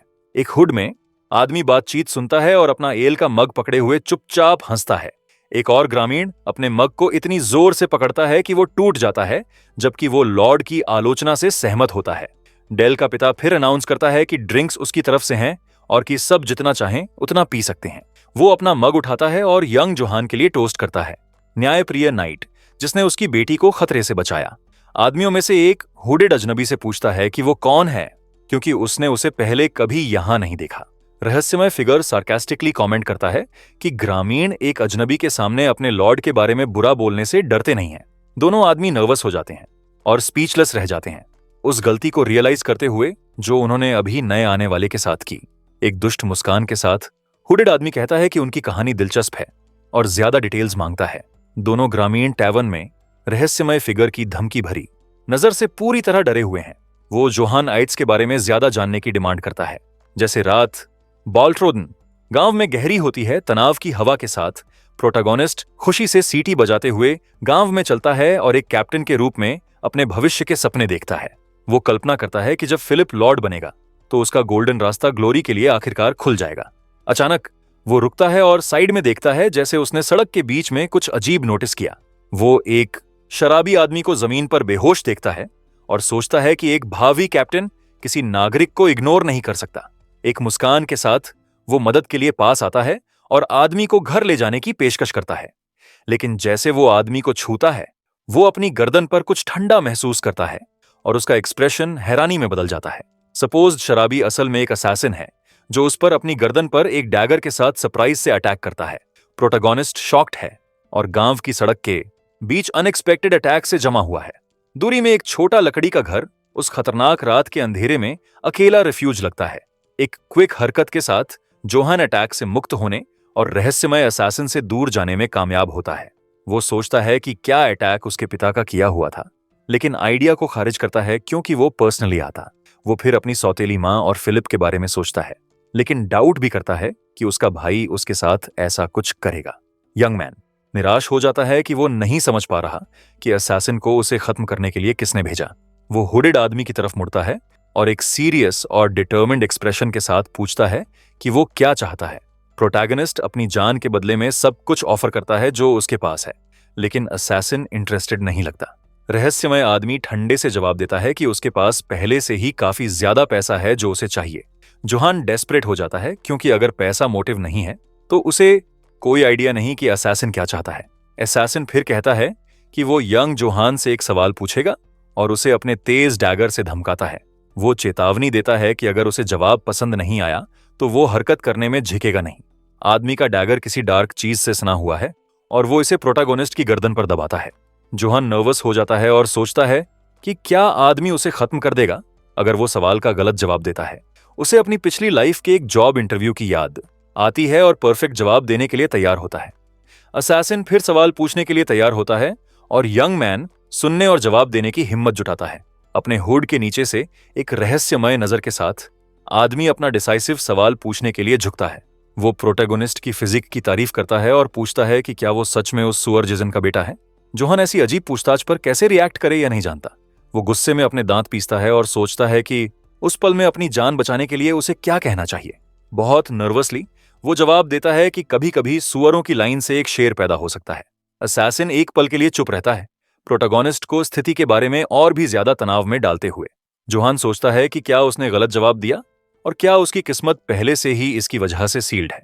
अचानक हुडेड आदमी जोर से और डरावनी तरीके से हंसना शुरू करता है, यंग मैन को कंफ्यूज्ड छोड़ते हुए। असैसिन कहता है कि उसे जवाब पसंद आया, लेकिन उसे जाने देने से इनकार करता है, उसे डेस्परेट बनाते हुए। एक दुष्ट मुस्कान के साथ वो कहता है कि इस पल से जोहान उसका है और किसी और का नहीं। प्रोटैगनिस्ट शॉक में असफल है, समझने में असमर्थ कि रहस्यमय आदमी उन शब्दों से क्या मतलब रखता है। हमें पता चलता है असैसिन का नाम केगल है, नेसोस गिल्ड का पॉइजन मास्टर और एम्पायर का सबसे बड़ा असैसिन। उसने अनगिनत मिशंस के जरिए अपनी सोर्ड्समैनशिप को परफेक्ट किया और वेनोमस सर्पेंट के नाम से जाना गया। हालांकि केगल की एक सीरियस प्रॉब्लम थी, वो अपनी टेक्निक्स को इनहेरिट करने के लिए कोई सक्सेसर नहीं ढूंढ पा रहा था। उसने हर जगह खोजा, लेकिन सिर्फ बेकार कीड़े मिले जो कभी सच में उसके सक्सेसर नहीं बन सकते थे। कुछ ने पोटेंशियल भी दिखाया, लेकिन वो सम्मान से बहुत ज्यादा जुड़े हुए थे और असैसिन्स बनने से इनकार कर दिया। एक नाइट ने टेक्निक्स सीखने से इनकार कर दिया, कहते हुए कि वो अपने सम्मान को दाग लगाने के बजाय वहीं अपना अंत देखना पसंद करेगा। बिना किसी झिझक के केगाल ने आदमी की इच्छा पूरी की और उसे बिना किसी दया के खत्म कर दिया। अरीना के बीच में नाइटली परिवारों के 30 से ज्यादा वारिसों ने मास्टर असैसिन के हाथों वही अंत देखा। इम्पेशेंट उसने अपनी सक्सेशन प्रॉब्लम के सॉल्यूशन की तलाश में एम्पायर की विच से मुलाकात की। विच ने कहा कि वो जिस डिसाइपल को ढूंढ रहा था वो एक छोटी भूली हुई रूरल टेरिटरी में था। उसने रिवील किया कि वो आइट्स कास्टल के शराबी और औरतबाज लॉर्ड के बेटों में से एक था। कायगाल को शक था कि उसका सक्सेसर ऐसी दुखी जगह पर होगा जहां एक कॉइन से आधी जमीन खरीदी जा सकती है। विच हंसी और कहा कि अगर उसकी भविष्यवाणी वादे के मुताबिक सच नहीं होती तो वो उसके पैसे वापस कर देगी। असैसिन ने बेट स्वीकार किया क्योंकि वो जानता था कि आप विच से बस पैसे नहीं ले सकते। उसने उस पर यकीन करने का फैसला किया क्योंकि उसने पहले से ही बहुत समय बर्बाद किया था और देखने के लिए कहीं और नहीं बचा था। लेकिन एट्स एस्टेट पर पहुंचने के बाद भी भविष्यवाणी के बारे में डाउट अभी भी उसे परेशान करता था। उसने फैसला किया कि अगर उसे लड़का पसंद नहीं आया तो वो उसे बिना दूसरी सोच के वहीं खत्म कर देगा। प्रेजेंट में वापस केगाल कहता है कि उसके पास बर्बाद करने के लिए ज्यादा समय नहीं है और कि जोहान उसका सक्सेसर होगा। वो यंग मैन को उसकी सोर्ड्समैनशिप सीखने या वहीं उसके हाथों अपना अंत देखने का चॉइस देता है। प्रोटैगनिस्ट अनएक्सपेक्टेड प्रस्ताव से शॉक्ड है और स्थिति पर कैसे रिएक्ट करे यह नहीं जानता। निराशा और कंफ्यूजन के एक पल में वो चिल्लाता है और पूछता है कि उसे सीखने के लिए कितना भुगतान करना होगा। केगल इरिटेट हो जाता है और वापस चिल्लाता है कि वो सोर्ड्समैनशिप लेसन के लिए पैसे नहीं ले रहा। जोहान की आंखें लालच से चमकने लगती हैं जब वो रियलाइज करता है कि वो एक मास्टर से फ्री लेसन्स पाने वाला है। अपनी चमकती आंखों के साथ यंग मैन कहता है कि उसने अपनी पूरी जिंदगी मास्टर असैसिन जैसे किसी का इंतजार किया। केगल फिर उसे चेतावनी देता है कि उसकी सोर्ड्समैनशिप एक असैसिन की है, एक सम्मानित नाइट की नहीं। वो चेतावनी देता है कि उसकी टेक्निक्स सीखना उसे अपनी बाकी जिंदगी के लिए, अपने परिवार के लिए एक अपमान के रूप में मार्क करेगा। लेकिन जोहान चिल्लाता है कि उसे सम्मान या शर्म की परवाह नहीं है और आदमी से उसे सिखाने की गुहार लगाता है। असैसिन स्वीकार करता है, कहते हुए कि उसने अपनी पूरी खोज की जिंदगी में ऐसा लड़का कभी नहीं देखा। प्रोटैगोनिस्ट फिर कुछ याद करता है और अपने नए मास्टर से एक जरूरी डिटेल के बारे में पूछता है।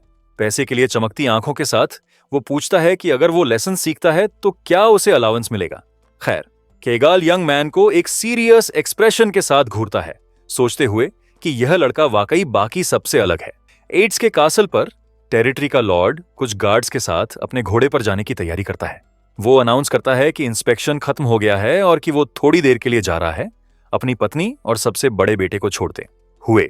फिलिप अलविदा कहता है और बताता है कि वो कासल का ध्यान रखेगा, जबकि उसका पिता बिजनेस पर दूर है। जोहान की सौतेली मां कहती हैं कि चाहे उसका स्टेप्सॉन कितना भी लड़े, कासल एक दिन उसका होगा। लेकिन फिलिप उसे काटता है, कहते हुए कि कासल का अगला लॉर्ड वो होगा और उसके परिवार में कोई और नहीं। जेसन शिकायत करता है कि वो उनकी बहस से थक गया है और उन्हें जो चाहे करने को कहता है। सबसे बड़ा बेटा फिर उसे याद दिलाता है कि जोहन अभी तक वापस नहीं आया है और पूछता है कि उन्हें क्या करना चाहिए। लॉर्ड सबसे छोटे बेटे का नाम सुनकर ही गुस्से में अपने दांत पीसता है, जिसने उसकी अवज्ञा की। फिलिप अपने पिता की रिएक्शन से डरता है, लेकिन अपना कंपोजर बनाए रखता है और एक क्लियर जवाब का इंतजार करता है। जेसन फिर कहता है कि उस लड़के पर समय बर्बाद न करें, क्योंकि उसकी जिंदगी उसके लिए मायने नहीं रखती। सबसे बड़ा बेटा सहमत होता है और अपने पिता से माफी मांगता है, अपनी आज्ञाकारिता और सबमिशन दिखाते हुए। अपने विचारों में फिलिप सोचता है कि जोहान कहाँ है और उस पल में क्या कर रहा है। जंगल में कैगाल कहता है कि उसे ट्रेनिंग शुरू करने से पहले यंग मैन की स्किल्स चेक करनी है। प्रोटैगोनिस्ट एक तलवार उधार मांगता है, समझाते हुए कि वो लड़ाइयों में अपनी खुद की तलवार बहुत बार तोड़ता है। असैसिन सोचता है कि लड़का लापरवाह है और कि उसे उसके बारे में कुछ भी पसंद नहीं है। उसे खत्म करने के आइडिया पर विचार करते हुए हाथ में तलवार के साथ वो अपने नए डिसाइपल से पूछता है कि क्या वो स्किल टेस्ट के लिए तैयार है। जोहान एक एक्साइटेड मुस्कान के साथ कंफर्म करता है और मास्टर को अपनी पूरी पोटेंशियल दिखाने के लिए तैयार होता है। दोनों गहरे जंगल में आमने सामने होते हैं और यंग मैन एक बहुत अजीब और ऑकवर्ड फाइटिंग स्टांस लेता है। केगल सांस लेता है और सोचता है कि स्टांस एक नाइट के बेटे के लिए भयानक है और उसे खत्म करने का फैसला करता है। लड़का फिर पूछता है कि क्या वो जैसे चाहे वैसे लड़ सकता है और उसका मास्टर उसे कोई भी मेथड इस्तेमाल करने की अनुमति देता है। एक दुष्ट मुस्कान के साथ केगल कहता है कि वो मुक्के, पत्थर या ब्लेड्स इस्तेमाल कर सकता है, क्योंकि कोई फर्क नहीं पड़ता। प्रोटैगोनिस्ट फिर अपने नंगे हाथों से उधार ली हुई तलवार तोड़ देता है, मास्टर को शॉक्ड करते हुए। ब्लेड टूटने की आवाज जंगल में गूंजती है, जबकि टुकड़े हर जगह उड़ते हैं। केगाल की आंखें हैरानी में बड़ी हो जाती हैं, लड़के की बेहिसाब ताकत पर यकीन करने में असमर्थ। उस पल में वो रियलाइज करता है कि विच की भविष्यवाणी के बारे में उसके सारे डाउट्स बेबुनियाद थे। तलवार के टुकड़े चांद की रोशनी को रिफ्लेक्ट करते हैं। जैसे मास्टर असैसिन अपने नए डिसाइपल को घूरता है, वो रियलाइज करता है कि यंग मैन राक्षसी तरीके से स्ट्रांग है और कि विच उसकी पोटेंशियल के बारे में सही थी। एक कॉन्फिडेंट मुस्कान के साथ जोहन सिर्फ अपनी मुट्ठियों और अपनी रॉ ताकत का इस्तेमाल करके अटैक करने के लिए तैयार होता है। पूर्णिमा का चांद सीन को रोशन करता है, जबकि तलवार के टुकड़े उन दोनों के चारों तरफ धीरे धीरे गिरते हैं। असैसिन लड़के पंच से पैदा हुए हवा के दबाव से शॉक्ड है और इम्पैक्ट के लिए तैयार होता है। वो जानता है कि अगर वो उस वार से टकराया तो उसकी हड्डियां और मसल्स पूरी तरह कुचल जाएंगी। और इस तरह कैगाल समझ जाता है कि वो एक इंसान से नहीं लड़ रहा, बल्कि एक जंगली शेर से। गुस्से से जलती आंखों के साथ जोहान अपनी मुट्ठी के साथ आगे चार्ज करता है, अटैक करने के लिए तैयार। हालांकि मास्टर असैसिन अमेजिंग स्पीड के साथ हरकत करता है और आसानी से वॉर को डॉज कर लेता है।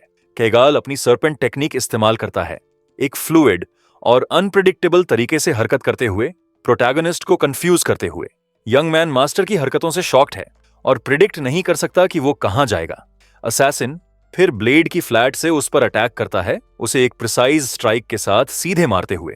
जोहन इम्पैक्ट से जमीन पर गिरता है और दर्द में चिल्लाता है।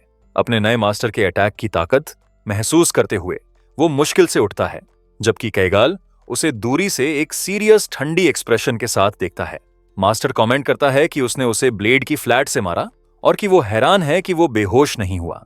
वो लड़के की रेजिलियंस की तारीफ करता है और कहता है कि अगर वो 1000 साल पहले पैदा हुआ होता तो वो एक लेजेंडरी हीरो होता। असैसिन फिर उसे एक क्रिटिकल कमजोरी की चेतावनी देता है जो भविष्य में उसकी जान ले सकती है। एक सीरियस नजर के साथ वो चेतावनी देता है कि अगर यंग मैन इस फ्लॉ को ठीक नहीं करता तो वो जरूर अपना अंत देखेगा। जोहन रेवलेशन से शॉक्ड है और सोचता है कि उसके मास्टर का उस चेतावनी से क्या मतलब है।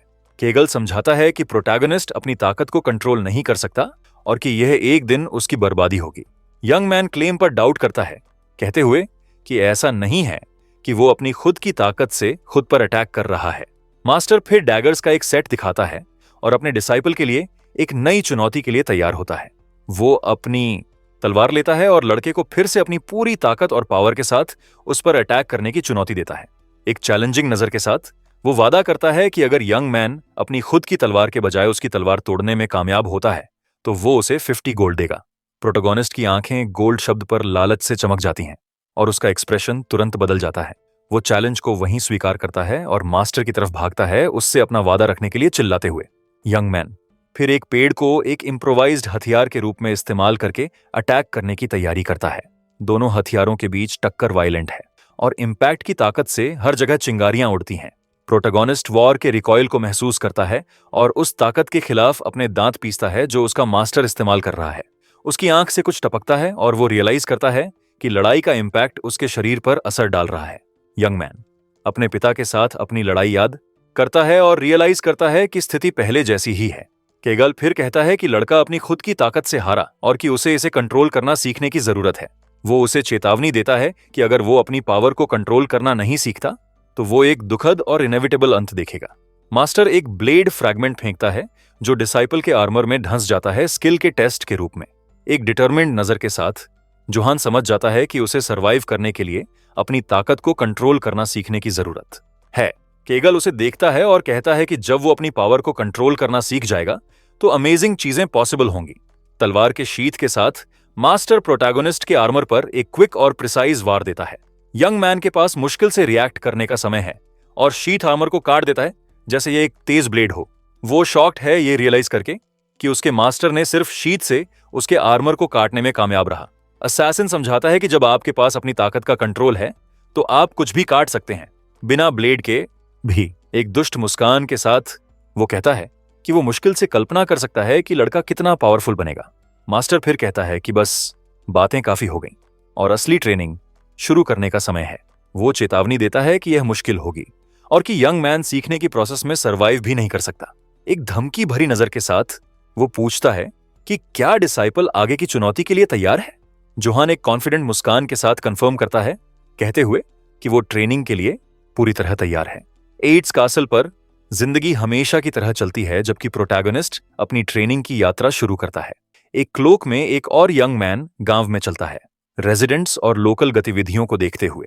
थका हुआ और चोटिल, जोहान अपने नए असैसिन मास्टर के साथ अपनी इंटेंस ट्रेनिंग जारी रखता है। वो सोचता है कि वो रोकना सीख रहा है, लेकिन उसे अभी भी अपनी ताकत को कंट्रोल करना बहुत मुश्किल लगता है।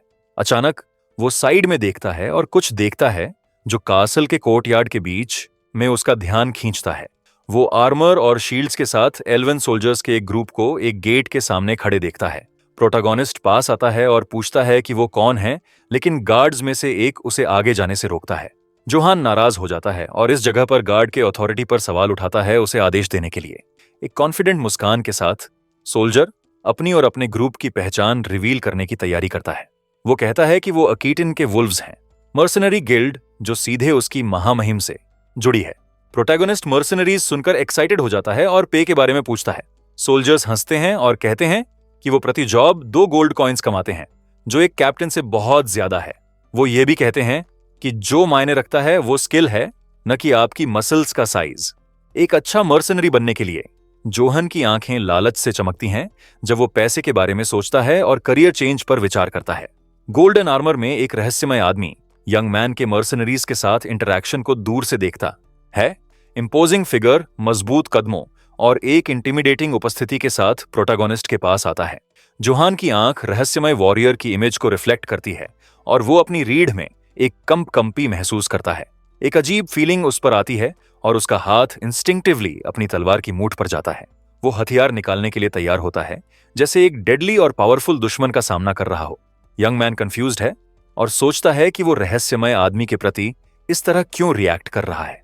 एल्वन नाइट्स में से एक उस पर चिल्लाता है लॉर्ड करामोफ के सामने अपनी तलवार निकालने की हिम्मत करने के लिए, लेकिन रहस्यमय फिगर उसे रोकता है और कहता है कि सब ठीक है। गोल्डन आर्मर में एक सफेद घोड़े पर बैठे करामोफ यंग मैन को एक इंटिमिडेटिंग नजर से घूरता है। अपनी चमकती लाल आंखों के साथ वो पूछता है कि वो लड़का कौन है जिसने तलवार के साथ उसे चैलेंज करने की हिम्मत की। जोहान पसीना बहाना शुरू करता है और रहस्यमय नाइट की इंपोजिंग उपस्थिति में नर्वस हो जाता है। सोल्जर्स से घिरा हुआ वो खुद को हाउस एड्स के जोहान के रूप में इंट्रोड्यूस करता है। शांत रहने की कोशिश करते हुए गोल्डन आर्मर में वॉरियर अपना असली आइडेंटिटी रिवील करने की तैयारी करते हुए अपने हेलमेट की तरफ एक हाथ उठाता है। वो फिर अपना हेल्म हटाता है और प्रोटैगोनिस्ट को अपना चेहरा दिखाता है, जो उसे डर और जिज्ञासा के साथ घूरता है। आदमी अपना परिचय कारामोव के रूप में देता है, होली एम्पायर के इंपीरियल गार्ड का एक नाइट। जोहान रियलाइज करता है कि उसकी रिएक्शन इंस्टिंक्टिव थी और कि उसने बिना सोचे भी अपने हाथ को तलवार पर रख दिया। उसने कभी ऐसा कुछ महसूस नहीं किया, न तब जब उसने ब्लैक वुल्फ देखा और न ही जब उसके पिता ने उसे खत्म करने की कोशिश की। कारामोव की किलिंग इंटेंट इतनी सफोकेटिंग है कि यंग मैन डर से पूरी तरह जमा हुआ महसूस करता है। ये ऐसा है जैसे वो एक बेबस खरगोश है जो एक रिलेंटलेस और बहुत पावरफुल शिकारी का सामना कर रहा है। वो एक टॉप हंटर के सामने शिकार की तरह महसूस करता है और ठंडी अथॉरिटेटिव आवाज के साथ पसीना उसके चेहरे से टपकता है। एल्विन नाइट प्रोटैगनिस्ट को तुरंत उसके रास्ते से हटने को कहता है। यंग मैन पसीना बहाना जारी रखता है। वॉरियर की ओवरवेलमिंग आभा के सामने डर से उसका शरीर कांप रहा है। एक ठंडक उसकी रीढ़ से नीचे जाती है और वो आदमी की उपस्थिति से पूरी तरह शॉक में है। मर्सनरीज उसका मजाक उड़ाते हैं और उसे अगली बार किसी से टकराने पर ज्यादा सावधान रहने को कहते हैं। एल्विन सोल्जर्स में से एक हंसता है और कहता है कि उसे नहीं पता कि डरे हुए लड़के के लिए कोई अगली बार होगी भी। ट्रेनिंग में एक नाइट जिसका नाम जेन है कारामोव से पूछती है कि क्या यंग मैन को वहां छोड़ना ठीक है। एक मुस्कान के साथ वो कहता है कि वो इतने अच्छे दिन पर सीन नहीं बनाना चाहता।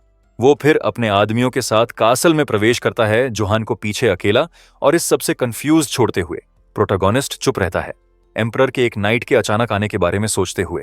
फिलिप कारामोव के आने की बात सुनकर शॉक्ड है और कासल के कोर्टयार्ड में उसका स्वागत करने के लिए भागता है। वो सोचता है कि इतना जरूरी फिगर इस तरह की भूली हुई जगह पर क्यों आएगा। सांस फूलने के बाद वो अपना परिचय हाउस एट्स के अगले लॉर्ड के रूप में देता है और विजिट की वजह पूछता है। जोहान की सौतेली मां अपने बेटे जॉन के साथ दिखाई देती है और एम्परर के नाइट को एक सेडक्टिव मुस्कान के साथ उसकी अच्छी लुक्स की तारीफ करती है। वो कहती है कि अगर वो जानती कि वो एग्जिस्ट करता है तो वो बाद में शादी करती। वो फिर उसे कासल के अंदर इनवाइट करती है, लेकिन कारामोव उसकी उपस्थिति को पूरी तरह इग्नोर करता दिखता है। फिलिप महिला के एटीट्यूड से नाराज हो जाता है और सोचता है कि क्या नाइट उसे सुन भी रहा है। गोल्डन आर्मर में वॉरियर फिर कासल में प्रवेश करता है और बिना परमिशन के लॉर्ड के थ्रोन पर बैठ जाता है। एक ठंडी अथॉरिटेटिव आवाज के साथ वो पूछता है कि जीजन, इन जमीनों का लॉर्ड कहां है। फिलिप और उसकी सौतेली मां नाइट की हिम्मत से शॉक्ड हैं और रिएक्ट करना नहीं जानते। यंग हेयर उसे अपने पिता को इतने डिसरिस्पेक्टफुली संबोधित करने के लिए फटकारने की कोशिश करता है, लेकिन सौतेली मां उसे इंटरप्ट करती है, कहते हुए कि इसमें कुछ गलत नहीं है क्योंकि वो एम्पायर का सबसे बड़ा नाइट है। फिलिप रियलाइज करता है कि महिला अपने खुद के बेटे को प्रमोट करने के लिए अपॉर्चुनिटी का इस्तेमाल करने की कोशिश कर रही है। कारामोव फिर सबको चुप रहने और तुरंत उसकी नजर से दूर हो जाने के लिए चिल्लाता है। वो एक ड्रिंक मांगता है और कहता है कि वो कासल के अंदर लॉर्ड जीजन का इंतजार करेगा। अपने हाथ में तलवार के साथ वो धैर्य से हाउस एट्स के लॉर्ड के आने का इंतजार करता है, हिसाब चुकता करने के लिए। इस बीच जोहान अपनी इंटेंस ट्रेनिंग जारी रखता है, अपने मास्टर के साथ अपनी स्किल्स सुधारते हुए। कारामोव अपना हेल्म उतारता है, अपना कॉन्फिडेंट चेहरा रिवील करते हुए, जबकि वो आने वाले कॉन्फ्रंटेशन का इंतजार करता है। दोनों वॉरियर्स एक कलिजन कोर्स पर दिखते हैं और उनकी किस्मतें जल्द ही क्रॉस करेंगी। ट्रेनिंग के दौरान केगल अपने डिसाइपल पर फोकस करने और डिस्ट्रैक्ट न होने के लिए चिल्लाता है। यंग मैन दर्द में अपने दांत पीसता है, जबकि वो अपने मास्टर के स्विफ्ट और प्रिसाइज अटैक्स को डॉज करने की कोशिश करता है। उसकी गर्दन पर एक छोटा सा कट दिखाई देता है, दिखाते हुए कि वो समय पर वॉर डॉज नहीं कर पाया। असैसिन उसे चेतावनी देता है कि अगर डैगर्स पॉइजन्ड होते तो वो पहले से ही बेजान होता। प्रोटैगोनिस्ट माफी मांगता है और कहता है कि कुछ अजीब लग रहा है क्योंकि एम्परर के नाइट्स गांव में आए हैं। उसे अजीब लगता है कि बाहर के नाइट्स कास्टल के एंट्रेंस को कंट्रोल कर रहे हैं जो उसके परिवार की है। एक सीरियस एक्सप्रेशन के साथ वो कहता है कि उनके लिए गेट्स बंद करना और एक्सेस कंट्रोल करना कोई मतलब नहीं रखता। केगाल पूछता है कि वो इसके बारे में क्या कर सकता है, भले ही स्थिति सस्पिशियस और अजीब है। मास्टर समझाता है कि कारामोव कॉन्टिनेंट का सबसे मजबूत वॉरियर है और एम्पायर की सेंट्रल पावर। जोहन हैरान है और पूछता है कि क्या एल्विन नाइट उसके असैसिन मास्टर से ज्यादा स्ट्रांग है। असैसिन एक पल के लिए चुप रहता है। उसके चेहरे पर एक सीरियस और सोचने वाला एक्सप्रेशन है। वो फिर मानता है कि अगर उसे करामोव का सामना करना पड़ा तो वो बिना दूसरी सोच के भाग जाएगा। प्रोटैगोनिस्ट कहता है कि आप सिर्फ लड़ाई का आउटकम खत्म होने के बाद जानते हैं, लेकिन अपने मास्टर से एक थप्पड़ खाता है। कैगाल उस पर चिल्लाता है कि अपनी जगह जाने, कहते हुए कि वो मुश्किल से अपनी खुद की ताकत कंट्रोल कर सकता है।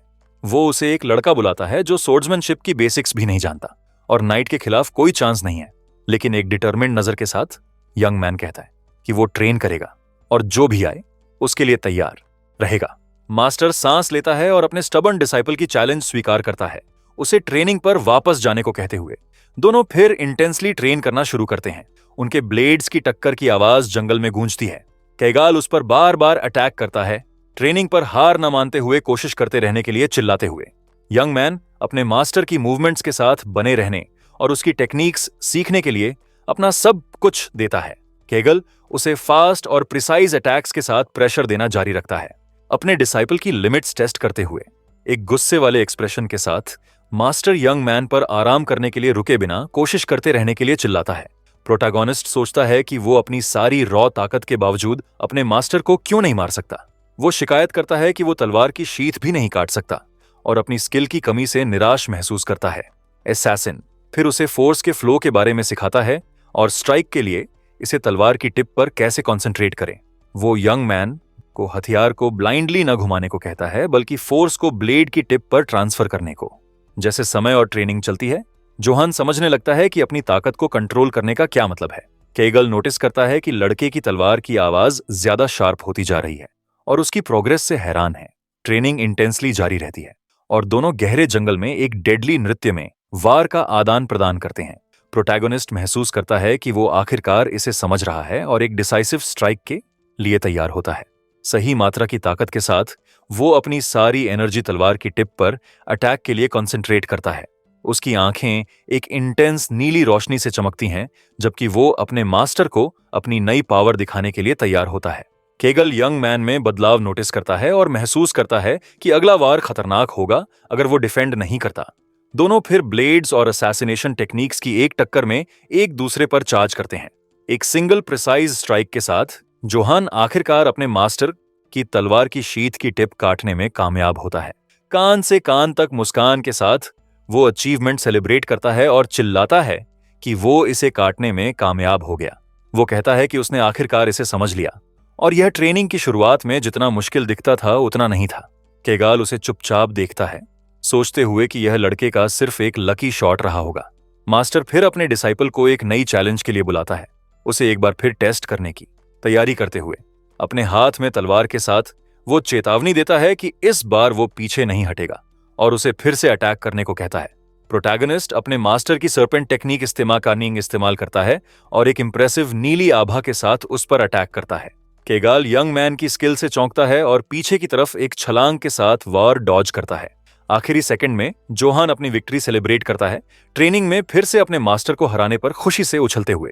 असैसिन शॉक्ड है और सोचता है कि यह किस तरह का लड़का है जिसने इतनी जल्दी सीख लिया।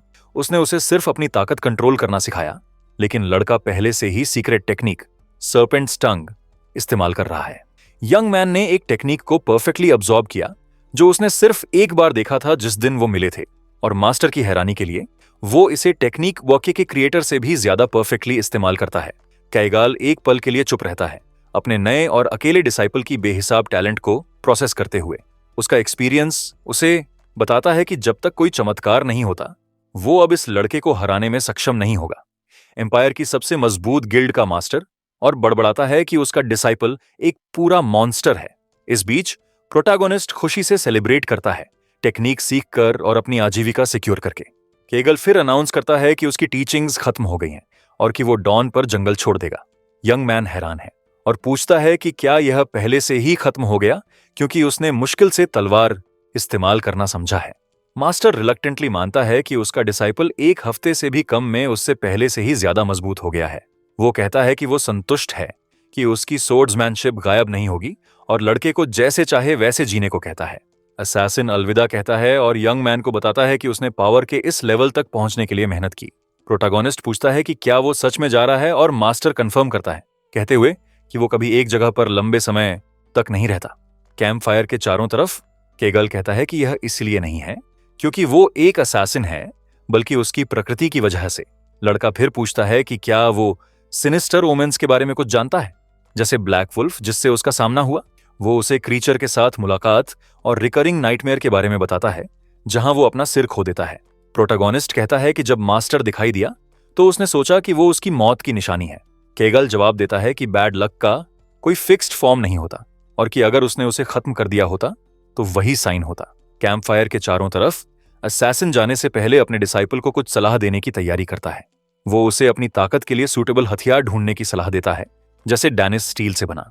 ये स्टील एक लेजेंडरी मैजिक इन्फ्यूज्ड मेटल है जो सिर्फ एंशिएंट रूइंस में मिल सकता है। चूंकि इसका फॉर्जिंग मेथड खो गया था, इससे बने हथियार बेहद रेयर और वैल्यूएबल हैं। यंग मैन पूछता है कि क्या यह एक्सपेंसिव है और उसका मास्टर कहता है कि वो इसे अफोर्ड नहीं कर सकता, भले ही वो अपनी पूरी जिंदगी बचाए। जोहान रिकमेंडेशन नहीं समझता, लेकिन मास्टर कहता है कि वो बस उसे अपनी पैथेटिक स्थिति दिखाना चाहता था। केगल फिर उसे सलाह देता है कि अगर वो किसी को डैनिस स्टील का हथियार इस्तेमाल करते देखे तो भागे, दूर से भी। यंग मैन सहमत होता है और कहता है कि वो उस सलाह को ध्यान में रखेगा ताकि अपने ओपोनेंट्स को कम ना आंके। असैसिन फिर उठता है और जाने के लिए तैयार होता है, प्रोटैगोनिस्ट को जंगल में अकेला छोड़ते हुए। वो लड़के को आखिरी सलाह देता है, उसे उन ओपोनेंट से न लड़ने को कहते हुए जिन्हें वो नहीं हरा सकता। अगर लड़ाई टाली नहीं जा सकती तो मास्टर कहता है कि बिना फेल हुए जीतने के लिए कोई भी मीन्स जरूरी इस्तेमाल करे। एक सीरियस नजर के साथ यंग मैन अपने मास्टर के शब्द सुनता है और उन्हें याद करता है। केगल फिर एक आखिरी रिक्वेस्ट के साथ अलविदा कहता है कि उसका अकेला डिसाइपल अपना अंत न देखे। असैसिन का मेन सबक लड़के के लिए है कि अगर खतरनाक है तो भागे और अगर अवॉइड नहीं कर सकता तो खत्म कर दे। अपने हाथ जोड़कर जोहान अपने मास्टर के शब्द याद रखने और हर कीमत पर सरवाइव करने का वादा करता है। इस बीच आयट्स के कासल पर नाइट हवा में टेंशन और मिस्ट्री के एटमॉस्फेयर के साथ जारी रहता है। एक महिला करमॉव से पूछती है कि क्या ड्रिंक उसकी पसंद का है, जबकि वो थ्रोन पर बैठा है। नाइट टेस्ट के बारे में शिकायत करता है और गॉबलेट को दूर फेंक देता है, इसे वॉल के खिलाफ तोड़ते हुए। करमॉव कहता है कि उससे बेहतर ड्रिंक सिर्फ लॉर्ड जीजन के चेंबर्स में है और स्थिति पर दुख जताता है। जोहान की सौतेली मां उसे एक ज्यादा कोजी कमरे में इनवाइट करती है, लेकिन वो उसे पूरी तरह इग्नोर करता है।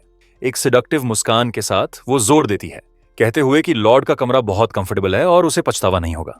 वो सजेस्ट करती है कि दोनों एक शानदार समय बिता सकते हैं, लेकिन नाइट इंटरेस्टेड नहीं दिखता। एक ठंडी तेज आवाज के साथ वो महिला को अपनी नजर से गायब होने और उसे अकेला छोड़ने को कहता है। सौतेली मां रिजेक्शन से शॉक्ड है और खुद को जस्टिफाई करने की कोशिश करती है, कहते हुए कि उनके पास ज्यादा समय नहीं है। करमॉव उसे बताता है कि लॉर्ड जिजेन रात में देर से आएगा और उसकी आंखें लाल रोशनी से चमकती हैं। एक दुष्ट मुस्कान के साथ वो कहता है कि वो इंतजार करते करते थक रहा था और अब मजे करने वाला है। एल्वन नाइट फिर अपने असली इरादे रिवील करता है और स्लॉटर के नाम से जाने वाले मनोरंजन के लिए तैयार होता है। फिलिप कमरे के बाहर से चीखें सुनता है और कासल में जो हो रहा है उससे डर जाता है। जंगल में वापस जोहान हवा में कुछ अजीब महसूस करता है और अचानक उस पर एक बुरी फीलिंग आती है। बड़ी आंखों के साथ वो सोचता है कि वो दूर के होराइजन पर जो धुआं और आग देख रहा है वो क्या है। वो फिर गांव को पूरी तरह आग में देखता है और सोचता है कि जगह में आग क्यों लगी है। इस बीच हमारे लड़के के पिता जिजेन घर लौटते हैं और सोचते हैं कि दुनिया में क्या हो रहा है। उसके आदमियों में से एक फिर कहता है कि आग इंटेंस दिख रही है और उसे तुरंत वापस जाना चाहिए। बिना दूसरी सोच के वो अपने घोड़े को जितनी तेजी से हो सके गैलप करने के लिए उकसाता है और बस ऐसे ही वो कासल गेट्स तक उड़ते हुए आता है, यह पता लगाने के लिए तैयार कि क्या हुआ। हालांकि सामने के एल्वन गार्ड्स बस उसका मजाक उड़ाते हैं, उसे स्लो पोक और पिग लॉर्ड बुलाते हुए। वो उसे जल्दी करने को कहते हैं क्योंकि लॉर्ड करमॉव का धैर्य बिल्कुल एंडलेस नहीं है। जैसे ही गेट्स खुलते हैं, जीजन की आंखें प्योर शॉक और दहशत से बड़ी हो जाती हैं, क्योंकि कासल का कोर्टयार्ड ईंट की जमीन पर बिखरी बॉडीज से भरा हुआ है। इसके अलावा आप पीड़ितों के चेहरों पर निराशा देख सकते हैं, जिन्हें कभी चांस नहीं मिला। सीन से पूरी तरह डरे हुए लॉर्ड मुश्किल से बोल पाता है और पूछता है कि यह सब किस बारे में है। अचानक गोल्डन आर्मर में एक विशाल पैर उसके सामने जमीन पर जोर से पटकता है। यह नाइट करमॉव था, जो ठंडे से कहता है कि जीजेन आखिरकार दिखाई दिया है और वो देर से है। जीजेन ठंडे पसीने में टूट जाता है, स्पीचलेस। जबकि वो अपनी कुल्हाड़ी के हैंडल को कसकर पकड़ता है जब तक वो गुस्से से फट नहीं पड़ता, और चिल्लाता है पूछते हुए कि कारामॉव वहां क्या कर रहा है। नाइट फिर जीजन पर एम्परर के खिलाफ अटैक और ट्रीजन की साजिश रचने का आरोप लगाता है, और इसकी वजह से वो डिक्लेयर करता है कि एट्स फैमिली को पूरी तरह मिटा दिया जाएगा। जीजन चिल्लाता है कि यह बेतुका है और कि यह सब सिर्फ उसे फंसाने के लिए एक पर्ज है। वो फिर नाइट को चैलेंज करता है पूछते हुए कि वो सोचता है कि वो ऐसा कुछ करने के लिए कौन है।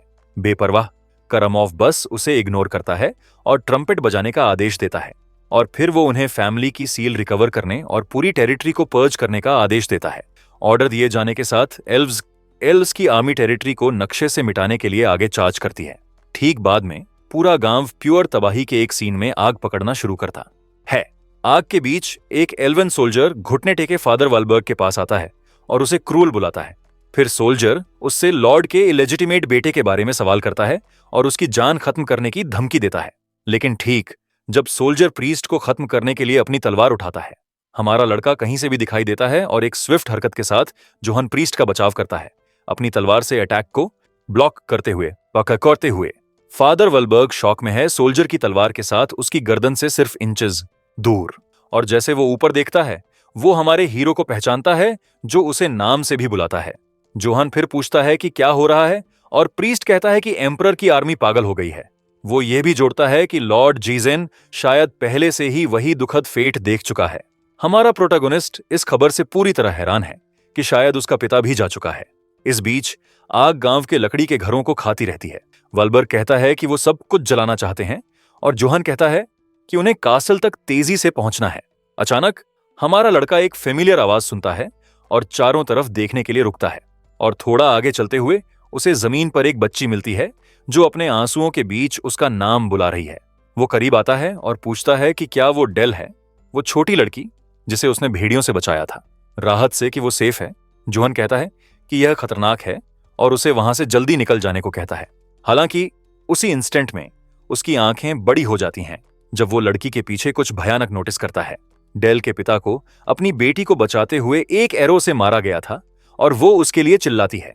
हमारा प्रोटैगनिस्ट फिर उस सीन को देखकर शॉक और गुस्से से जमा हुआ है। हमारा हीरो फिर डेल के पिता को याद करता है, एक सिंपल आदमी जो बस अपनी बेटी को प्रोटेक्ट करना चाहता था, और अब वो गांव पर उस कावर्डली अटैक के दुखद रिजल्ट को देखता है। इसके अलावा वो एक और परिवार को याद करता है जो गांव में खुशी से और शांति से रहता था, लेकिन वो शांति टूट गई और उन सब ने एक दुखद और वायलेंट अंत देखा। वो उन आदमियों को भी याद करता है जो टैवर्न में टोस्ट कर रहे थे, जिंदगी सेलिब्रेट कर रहे थे, लेकिन अब उनकी बॉडीज जमीन पर बेजान पड़ी हैं। यह सब देखकर हमारा प्रोटैगनिस्ट अपने दांत भींचता है, अपने अंदर गुस्सा महसूस करते हुए, और डेल का छोटा हाथ अपने पिता पर देखकर वो एक क्रूशियल फैसला करता है। वो फिर लड़की की तरफ मुड़ता है और उससे सेफ्टी के लिए फादर वालबर्ग के साथ रहने को कहता है। ठीक बाद में हमारा हीरो खड़ा होता है और केओस के बीच में चलना शुरू करता है। प्रीस्ट फिर डेस्परेटली चिल्लाता है, उसे बताते हुए कि वो नहीं जा सकता और उसे वहां से निकलने की जरूरत है, लेकिन हमारा प्रोटैगनिस्ट चलना बंद करता है और प्रीस्ट की चेतावनी को पूरी तरह इग्नोर करता है। वो फिर अपना सिर उठाता है और जमीन में फंसे एक स्टैंडर्ड पर कुछ भयानक देखता है, क्योंकि उसके पिता जीजन का सिर वहां सबको दिखाने के लिए डिस्प्ले पर है। एक साइन फिर उन्हें बताता है कि ड्यूक को एम्परर के खिलाफ ट्रीजन के लिए खत्म कर दिया गया। यह भी चेतावनी देता है कि जो भी बिना परमिशन के बॉडी को छुएगा उसे वही सजा मिलेगी। हमारा लड़का चुपचाप खड़ा है, अपने पिता और गांव में सबके लॉस को प्रोसेस करते हुए। दूसरी तरफ एक एल्वन सोल्जर उसे देखता है और पूछता है कि वो इलेजिटिमेट लड़का वहां क्या कर रहा है। उनका लीडर फिर हंसता है, सोचते हुए कि वो भाग गया था, और पूछता है कि क्या वो अपना अंत देखने के लिए वापस आया। लेकिन बिना एक शब्द कहे हमारा हीरो आगे चार्ज करता है और एक वार करता है। हमारा प्रोटैगनिस्ट फिर अपने पिता के बैनर का इस्तेमाल गोल्डन नाइट को डिस्ट्रैक्ट करने के लिए करता है। लाल बैनर जमीन पर गिरता है और हमारा लड़का आगे बढ़ने का चांस लेता है। वो बैनर पर जोर से स्टॉम्प करता है, एल्वन सोल्जर्स को बिल्कुल गुस्से में छोड़ते हुए। उनका लीडर चिल्लाता है और सभी सोल्जर्स को अटैक करने और हमारे हीरो को खत्म करने का आदेश देता है। गुस्से से चमकती आंखों के साथ हमारा प्रोटैगनिस्ट खुद को बैटल के लिए तैयार करता है, और एक सिंगल स्लैश के साथ वो एक सोल्जर का सिर काट देता है जो दहशत में चिल्लाता है। सोल्जर को रिएक्ट करने का समय भी नहीं मिलता और उसका शरीर बेजान होकर जमीन पर गिरता है। एक और सोल्जर चिल्लाते हुए आगे चार्ज करता है, लेकिन हमारा हीरो बेरहमी से उसे आधे में काट देता है। एल्वन सोल्जर दर्द में चिल्लाता है, जबकि हमारा लड़का अपना बदले का रैम्पेज जारी रखता है। और इस तरह हमारा प्रोटैगनिस्ट गांव की आग और तबाही के बीच से चलता है। वो फिर सोचता है कि वो ऐसा क्यों कर रहा है और कासल की तरफ जा रहा है। इस बीच फादर वालबर्ग छोटी डेल को गले लगाता है और कहता है कि उन्हें वहां से निकलने की जरूरत है। वो फिर सोचता है कि अभी कासल जाना सिर्फ एक बेमतलब की मौत की ओर ले जाएगा। अचानक वो अपना नाम सुनता है और देखने के लिए मुड़ता है कि कौन बुला रहा है। उसकी हैरानी के लिए यह उसका भाई फिलिप है, जो जिंदा है लेकिन सिवियरली घायल है। हमारा लड़का फिर पास आता है और पूछता है कि वो इस जगह पर वापस क्यों आया। फिलिप उसे भागने को कहता है क्योंकि वहां रहना सिर्फ उसे अपना अंत दिखाएगा। अपनी आखिरी ताकत के साथ वो अपना हेलमेट हटाता है और हमारे हीरो को कुछ देने की कोशिश करता है। एक घायल चेहरे के साथ हमारा प्रोटैगनिस्ट वो हेलमेट पकड़ता है जो उसके भाई ने उसे दिया, और एक आखिरी सांस के साथ फिलिप चला जाता है, हमारे लड़के को बिल्कुल अकेला छोड़ते हुए। हमारा प्रोटैगनिस्ट फिर अपने पिता के शब्द याद करता है अपनी जगह जानने के बारे में, और वो अपने मास्टर की सलाह भी याद करता है कि जब चीजें खतरनाक हों तो भागो। वो जानता है कि एम्परर का नाइट एक फॉर्मिडेबल ओपोनेंट है और कि उसके मास्टर ने चेतावनी दी थी, लेकिन वो एक और जरूरी सबक याद करता है जो उसने अपने असैसिन मास्टर से सीखा। अगर लड़ाई टाली नहीं जा सकती तो उसे बिना फेल हुए अपने ओपोनेंट को खत्म करना होगा। उस याद के साथ वो खुद से कहता है कि अब एक्ट करने का समय है, और एक नए डिटर्मिनेशन के साथ हमारा प्रोटैगनिस्ट बैटल के लिए तैयार होकर उठता है। वो फिर अपने आर्मर और हाथ में तलवार के साथ अकेले कास्टल में प्रवेश करता है। एल्वेन सोल्जर्स उसे देखते हैं और उसकी अचानक अपीयरेंस से हैरान हैं। उनमें से एक फिर पूछता है कि वो बास्टर्ड वहां क्या कर रहा है और गार्ड्स कहां हैं। हमारा हीरो फिर अपनी मुट्ठी भींचता है और गुस्से से नाइट का नाम चिल्लाता है, करमोव, और एक पावरफुल पंच के साथ वो एक सोल्जर का सिर एक्सप्लोड कर देता है और करमोव को खुद को दिखाने के लिए चिल्लाता है। हमारा हीरो फिर जमीन पर जोर से स्टॉम्प करता है, दिखाते हुए कि चीजें सीरियस होने वाली हैं। अपने क्रैक्ड हेलमेट के साथ वो डिटर्मिनेशन से भरे एक भाव के साथ अपने ओपोनेंट का सामना करता है। इस बीच करमोव की तलवार खून से टपकती है, उसके रून्स अंधेरे में चमकते हुए। नाइट फिर कमेंट करता है कि उसने सुना कि एड्स फैमिली के बेटों में से एक बच निकला था। वो फिर याद करता है कि यह जोहान था, वही जिसने कासल के सामने उसका सामना किया था। लेकिन हमारा लड़का कहता है कि उसके पास उस आदमी के साथ प्रॉपर इंट्रोडक्शन के लिए मूड नहीं है। वो फिर करामोव को बताता है कि उसे बस एक इंसान समझे जो उस पर बहुत गुस्से में है। नाइट हंसता है, कहते हुए कि वो जिंदा रहता अगर वो भाग गया होता और कि उसकी जिंदगी वर्थलेस है। फिर एक दुष्ट मुस्कान के साथ वो चैलेंज स्वीकार करता है, अपनी चमकती तलवार उठाते हुए, और इस तरह वो उसे फाइनल शोडाउन के लिए इनवाइट करता है क्योंकि वो अपना अंत देखने के लिए इतना ईगर है। अपनी चमकती आंखों के साथ हमारा हीरो जवाब देता है कि वो बिल्कुल यही सोच रहा है। एक स्विफ्ट हरकत के साथ वो करामोव पर अटैक करता है, लेकिन नाइट अपनी खुद की तलवार से पैरी करता है। ब्लेड्स का इंपैक्ट इतना स्ट्रांग है कि लड़ाई में हर जगह चिंगारियां उड़ती हैं। फिर हमारे प्रोटैगनिस्ट की तलवार नाइट की ताकत के नीचे क्रैक होना शुरू करती है और दबाव बर्दाश्त करने में असमर्थ ब्लेड कई टुकड़ों में टूट जाती है। करामोव फिर मौके का फायदा उठाता है और एक पावरफुल वॉर से उस पर अटैक करता है, उसे उड़ाते हुए। हमारा हीरो फिर जमीन पर लुढ़कता है लेकिन जल्दी से वापस उठता है, लड़ाई जारी रखने के लिए तैयार। वो फिर अपनी आंखों में एक डिटर्मिन्ड और गुस्से वाले भाव के साथ दुश्मन की तरफ भागता है। करामोव सिनिस्टरली मुस्कुराता है और कहता है कि लड़ाई उसके लिए काफी एंटरटेनिंग है। हमारा प्रोटैगनिस्ट फिर एक फॉलन सोल्जर से एक और तलवार पकड़ता है और वापस अटैक पर जाता है।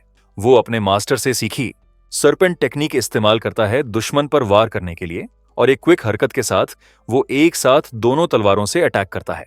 हालांकि करामोव अपनी डैनिस स्टील की तलवार से अटैक को ब्लॉक करने में कामयाब होता है। फिर से हमारे लड़के की तलवारें दबाव हैंडल नहीं कर पाती और टूट जाती हैं। नाइट फिर स्विफ्ट और प्रिसाइज स्ट्राइक्स की एक सीरीज के साथ काउंटर अटैक करता है। वो कई तलवारों का इस्तेमाल करता है जो उसके चारों तरफ तैरती हैं, हमारे हीरो पर सभी साइड से अटैक करने के लिए। एक फाइनल हरकत के साथ करामोव तलवारों को एक साथ लाता है और उन्हें अपनी पूरी ताकत के साथ लॉन्च करता है। अटैक एक पत्थर की स्टैच्यू पर टकराता है जो हमारे लड़के के पीछे थी, और स्टैच्यू नाइट के अटैक की पावर से पूरी तरह ओब्लिटरेट हो जाती है। अंत में करामोव कहता है कि लड़ाई उसके लिए बहुत अम्यूजिंग थी। वो फिर खत्म करता है कहते हुए कि यह इतना अच्छा था कि लाइटनिंग स्ट्राइक से भी तुलना नहीं होती एक पावरफुल वॉर के साथ। एल्वेन सोल्जर्स में से एक इंपैक्ट से उड़ता है। करामोव फिर कहता है कि लड़ाई उसके लिए सच में मजेदार निकल रही है। एक दुष्ट मुस्कान के साथ वो हमारे हीरो से उसे थोड़ा और एंटरटेन करने को कहता है। फिर वो कंटेम्पचुअसली चिल्लाता है, हमारे लड़के को एड्स फैमिली का बास्टर्ड बुलाते हुए। डिसआर्म्ड होने के बावजूद हमारा प्रोटैगनिस्ट अपने हाथ में तलवार की मदद से उठता है। कारामॉव फिर अपनी विशाल गोल्डन तलवार के साथ फिर से अटैक करने की तैयारी करता है।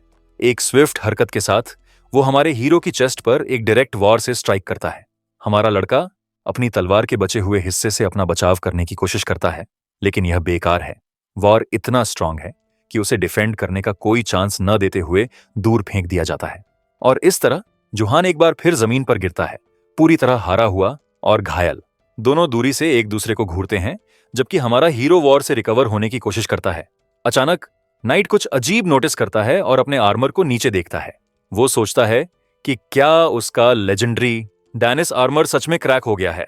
बड़ी आंखों के साथ वो यकीन नहीं कर सकता कि हमारा लड़का ऐसा फीट पुल स्विच ऑफ करने में कामयाब हो गया, क्योंकि एक इंसान के लिए डैनिस स्टील तोड़ना पूरी तरह इम्पॉसिबल होना चाहिए। गुस्से से वो फिर पूछता है कि यह बास्टर्ड कौन है जो उसे चैलेंज करने की हिम्मत करता है। इस बीच हमारा प्रोटैगनिस्ट जमीन पर फॉलन सोल्जर्स से 2 तलवारें उठाता है। दोनों हाथों में तलवारों के साथ वो नाइट पर एक बार फिर अटैक करने के लिए चार्ज करता है। नाइट मुश्किल से यकीन कर सकता है उस पावर पर जो वो यंग मैन से आते हुए महसूस कर रहा है, और एक माइटी वॉर के साथ हमारा हीरो उस पर कुछ अटैक्स अनलीश करता है। कारामॉव फिर हमारे हीरो को एक माइंडलेस ब्रूट बुलाता है जो बस सोचे बिना अपनी तलवार घुमाता है, और एक सिंगल वार के साथ वो आसानी से हमारे लड़के के अटैक से अपना बचाव करता है। हमारा प्रोटैगनिस्ट अपनी पूरी ताकत इस्तेमाल करता है, लेकिन नाइट इंपैक्ट से हिलता भी नहीं। जोहान फिर सर्पेंट टेक्निक इस्तेमाल करता है, एक कदम पीछे हटने और खुद को रिपोजिशन करने के लिए। कारामॉव रियलाइज करता है कि उसकी प्रिडिक्शन सही थी और कि लड़का प्रॉपरली ब्लॉक करना नहीं जानता। वो समझ जाता है कि हमारा लड़का बिना किसी रिफाइंड टेक्निक के प्योर इंस्टिंक्ट पर लड़ रहा है। एक सीरियस नजर के साथ वो रियलाइज करता है कि लड़का खतरनाक है और लड़ाई को जल्दी खत्म करने की जरूरत है। वो फिर उस पल स्ट्राइक करने की तैयारी करता है जब हमारा हीरो एक और अटैक की कोशिश करता है। नाइट फिर अपनी तलवार के साथ चार्ज करता है, हमारे लड़के को एक बार और हमेशा के लिए खत्म करने के लिए तैयार। दोनों ब्लेड्स फिर से प्योर स्ट्रेंथ और स्किल के एक ड्यूअल में टकराते हैं। एक स्विफ्ट स्ट्राइक के साथ कारामॉव हमारे हीरो का हेलमेट उड़ा देता है और उसका सिर काटने का वादा करता है। वो फिर उसे एक लड़का बुलाता है और अपनी पूरी ताकत के साथ फाइनल वॉर के लिए तैयार होता है।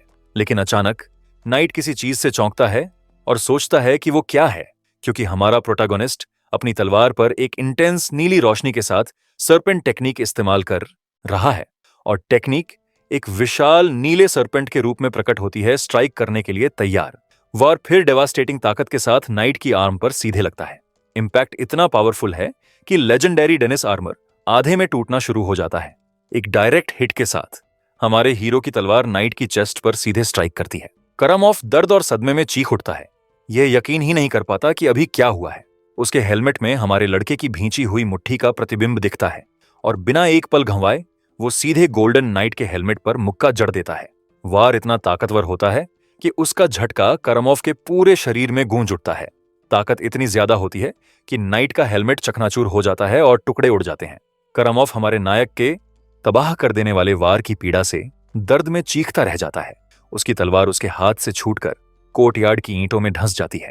घायल नाइट झुककर एक ओर सिमट जाता है, जख्म को पकड़कर दर्द से दहाड़ते हुए। चौड़ी आंखों से वो हमारे हीरो को घूरता है, समझने की कोशिश करते हुए कि आखिर हुआ क्या है। तभी उसे सर्प की टेक्निक पहचान में आती है और उसे एहसास होता है कि ये लड़का अब तक अपनी असली ताकत छिपाए हुए था। इस बीच हमारा प्रोटैगनिस्ट पूरी डिटर्मिनेशन और गुस्से की आभा के साथ उसकी तरफ बढ़ता है। कारामॉव जोर जोर से खांसने लगता है। साफ दिखता है कि घाव बहुत गहरा है। जमीन पर काले खून का छोटा सा तालाब बनना शुरू हो जाता है। स्थिति की भयावहता दिखाते हुए नाइट लगातार खांसता रहता है और मुश्किल से अपने पैरों पर खड़ा रह पाता है। अपने भाई का हेलमेट पहने हमारा हीरो उसे ठंडी गंभीर नजर से घूरता है। अब लड़ने की ताकत खत्म हो चुकी। कारामॉव आखिर घुटनों के बल गिर पड़ता है। हमारा लड़का पास आकर पूछता है कि उसने उसके लोगों के साथ यह सब क्यों किया। हारा हुआ नाइट जवाब देता है कि यह सब उसकी महिमा सम्राट के भले के लिए था। वो समझाता है कि होली एम्पायर खतरे में थी और सम्राट ने सब कुछ सही करने के लिए कदम उठाया। वो अपनी तलवार के बारे में भी बताता है, जिसे कर्मा की स्वॉर्ड भी कहा जाता है।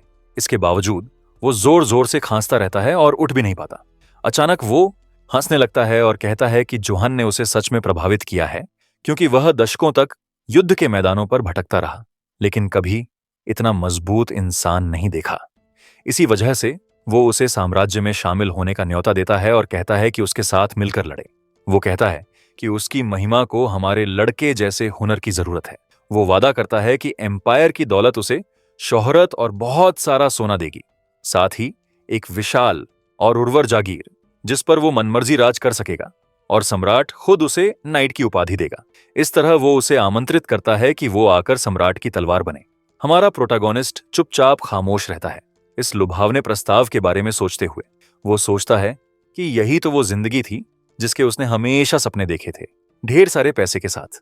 लेकिन उसे अजीब लगता है कि सब कुछ होते हुए भी उसके भीतर कुछ महसूस नहीं हो रहा। गुस्से से भरी नजर के साथ वो नाइट का प्रस्ताव साफ साफ ठुकरा देता है। करामोव पूरी तरह स्टंट रह जाता है, यंग मैन के इनकार की वजह समझ ही नहीं पाता। हमारा लड़का उस पर चिल्लाता है कि उसने सिर्फ उसके भाई ही नहीं, उसके सारे लोगों को भी खत्म कर दिया।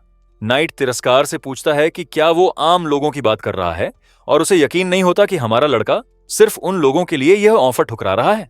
एक दुष्ट, नफरत भरी मुस्कान के साथ वो अपने दांत भींचता है और चीखता है कि कुछ आम लोगों को मिटा देने से कोई फर्क नहीं पड़ता, क्योंकि वो तो बस कीड़े मकोड़े हैं। नाइट फिर चिल्लाता है कि कमजोर लोग इसलिए होते हैं कि अपनी जान और खून ताकतवरों के लिए बहा दें। यह सुनकर हमारा लड़का बस अपने दांत भींच लेता है, चेहरे पर गंभीर भाव के साथ। वो मन ही मन अपने मास्टर से माफी मांगता है कि इस बार वो बिल्कुल भी हाथ नहीं रोकेगा, और फिर अपनी पूरी ताकत के साथ हमारा प्रोटैगोनिस्ट बिना हिचकिचाए फाइनल ब्लो के लिए आगे बढ़ता है। मुक्का नाइट के हेलमेट पर सीधा लगता है और इम्पैक्ट से वो फिर से चकनाचूर हो जाता है। भींची हुई मुट्ठी के साथ हमारा लड़का उस डिसाइसिव वॉर में अपनी पूरी डिटर्मिनेशन दिखाता है। अंधेरे में हेलमेट के टुकड़े हर दिशा में उड़ जाते हैं। नाइट ये वार सह नहीं पाता और उसका हाथ ईंटों से बने कोर्टयार्ड पर बेजान गिर पड़ता है। हमारे हीरो का हाथ भी बुरी तरह घायल हो जाता है, लेकिन जीत तय हो चुकी है, और इस तरह हमारा प्रोटैगोनिस्ट गिरे हुए गोल्डन नाइट के शव के सामने खड़ा होता है। हमारा लड़का फिर थके हुए चेहरे के साथ अपना चेहरा घुमाता है। इस सब के बाद जो कुछ भी हो चुका है, लेकिन नाइट के पास अभी भी बोलने की थोड़ी ताकत बची होती है, और वो उसे मूर्ख कहता है उस प्रस्ताव को न मानने के लिए। वो चेतावनी देता है कि अब जो हुआ उसके बाद वापसी का कोई रास्ता नहीं, क्योंकि हमारे लड़के ने सम्राट की तलवार को तोड़ दिया है, उसके सबसे अच्छे नाइट को हराकर, और इस वजह से उसकी आगे की जिंदगी सिर्फ दर्द और तकलीफ से भरी होगी। इसके बावजूद हमारा प्रोटैगोनिस्ट उसे गंभीर और बेखौफ नजर से देखता है। अपनी आखिरी सांसों के साथ नाइट की उंगलियां ढीली पड़ जाती हैं और वो आखिरकार दम तोड़ देता है। उसका शरीर आग और तबाही के बीच कोर्टयार्ड की जमीन पर बेजान पड़ा रह जाता है। इस दुनिया में जिंदा रहने के लिए वो अब तक सिर्फ पैसे के बारे में सोचते हुए जीता रहा था, लेकिन अब उसकी मुट्ठी से टपकते लाल तरल को देखकर पता चलता है कि उसे एक नया मकसद मिल चुका है। वो सोचता है कि उन कमीने लोगों ने उसके पूरे इलाके को मिटा दिया और सब कुछ जलाकर खाक कर दिया, और चाहे सारी दुनिया उसके खिलाफ क्यों ना खड़ी हो जाए, उसने बस वही किया जो करना जरूरी था। अगर सब उसे इसके लिए कोसे भी, वो कभी इस फैसले पर पछतावा नहीं करेगा, क्योंकि उसे महसूस होता है कि यही उसकी नई यात्रा है और एक नए रास्ते की शुरुआत। रात के बीच पत्थर का एक गेट धीरे धीरे चरमराता हुआ खुलता है और एक कासल का कोर्टयार्ड दिखता है। एक गार्ड लकड़ी के दरवाजे के पास जाकर अंदर की स्थिति देखने आता है। जैसे ही वो दरवाजा खोलता है, वो जेन और उसके एल्वन सोल्जर्स को वहां खड़े देखता है, और वो गुस्से से भरे चेहरे के साथ बात शुरू करती है। जेन पूछती है कि जो सोल्जर ने बताया क्या वो सच है। पिटा हारा एल्फ हाँ में जवाब देता है और उससे उसकी बात पर यकीन करने की गुहार करता है। वो समझाता है कि हमारा हीरो अचानक कहीं से प्रकट हुआ और सारे सोल्जर्स की पिटाई शुरू कर दी, और फिर अपने नंगे हाथों से ही उसने नाइट करामोव को खत्म कर दिया, जिससे जेन बिल्कुल शॉक में रह जाती है। सोल्जर कहता है कि वही आखिरी बार था जब उन्होंने करामोव को देखा, और जेन बोलती की बोलती बंद रह जाती है। वो कोर्टयार्ड की तरफ इशारा करके पूछती है कि अगर यह सब सच है तो नाइट का शरीर कहाँ है। एल्फ मेडन चिल्लाती है कि यह सब बकवास है और उसे यकीन करने के लिए प्रूफ चाहिए। सोल्जर जवाब देता है कि उसे खुद भी यह सब समझ नहीं आता, लेकिन उसने अपनी आंखों से सब कुछ होते देखा है। तभी एक और सोल्जर आता है और अनाउंस करता है कि पीछा करने वाली टुकड़ी तैयार है। जेन खुद को संभालती है और मजबूत ठोस कदमों से चलना शुरू करती है। वो अपने सैनिकों की तरफ मुड़कर सबको साफ आदेश देती है। वो कमांड देती है कि टारगेट का पीछा करो और बिना हिचक उसे खत्म कर दो। एल्फ मेडन फिर रिवील करती है कि हंट का टारगेट हमारा प्रोटैगोनिस्ट जोहान है। ट्रूप्स अपने लीडर के आदेश मानने के लिए आगे बढ़ने लगते हैं। वो उसे गद्दार और करामोव के पतन का प्राइम सस्पेक्ट कहती है। जेन फिर चिल्लाकर कहती है कि उसे शिकार करो और किसी भी तरह उसे पकड़कर वापस लाओ। इस बीच हमारा हीरो जंगल में भागता जा रहा है, चेहरे पर दृढ़ता की छाप के साथ। कुछ देर बाद वो कई एल्वन सोल्जर्स से भिड़ा हुआ है। उनमें से एक हमारे प्रोटैगोनिस्ट के वार से चिल्लाते हुए गिरता है। एक स्विफ्ट ब्लो के साथ हमारा लड़का एक और सोल्जर को बेरहमी से गिरा देता है। जेन अपने ट्रूप्स को चेतावनी देती है कि कोई भी अकेले उसका सामना ना करे। वो उन्हें आदेश देती है कि सारे रास्ते बंद करो और उसे इतना थका दो कि वो आगे न बढ़ सके। सोल्जर्स शॉक्ड हैं, आपस में पूछते हैं कि क्या करामोव सच में मर चुका है। गंभीर नजर से जेन कहती है कि उन्हें एक ही काम करना है, हमारे हीरो का सिर सम्राट के पास ले जाना। हमारा लड़का अपने भाई फिलिप के आखिरी शब्द याद करता है। उसने कहा था कि युद्ध घोड़ा पकड़ो और हर हाल में बचकर भागो। वर्तमान में जोहान स्टेबल ढूंढ लेता है और एक पल के लिए राहत महसूस करता है। फिर भी वो पीछे मुड़कर शक से देखता है, पीछा किए जाने की वजह से अभी भी टेंशन में। वो करामोव का शरीर जमीन पर गिरा देता है और सोचता है कि अब क्या करना है। हमारा हीरो फैसला करता है कि आर्मर को अपने साथ ढाल की तरह लेकर ही चलेगा। बड़ी मेहनत से वो भारी शरीर अपनी पीठ पर लादता है और आगे बढ़ता रहता है।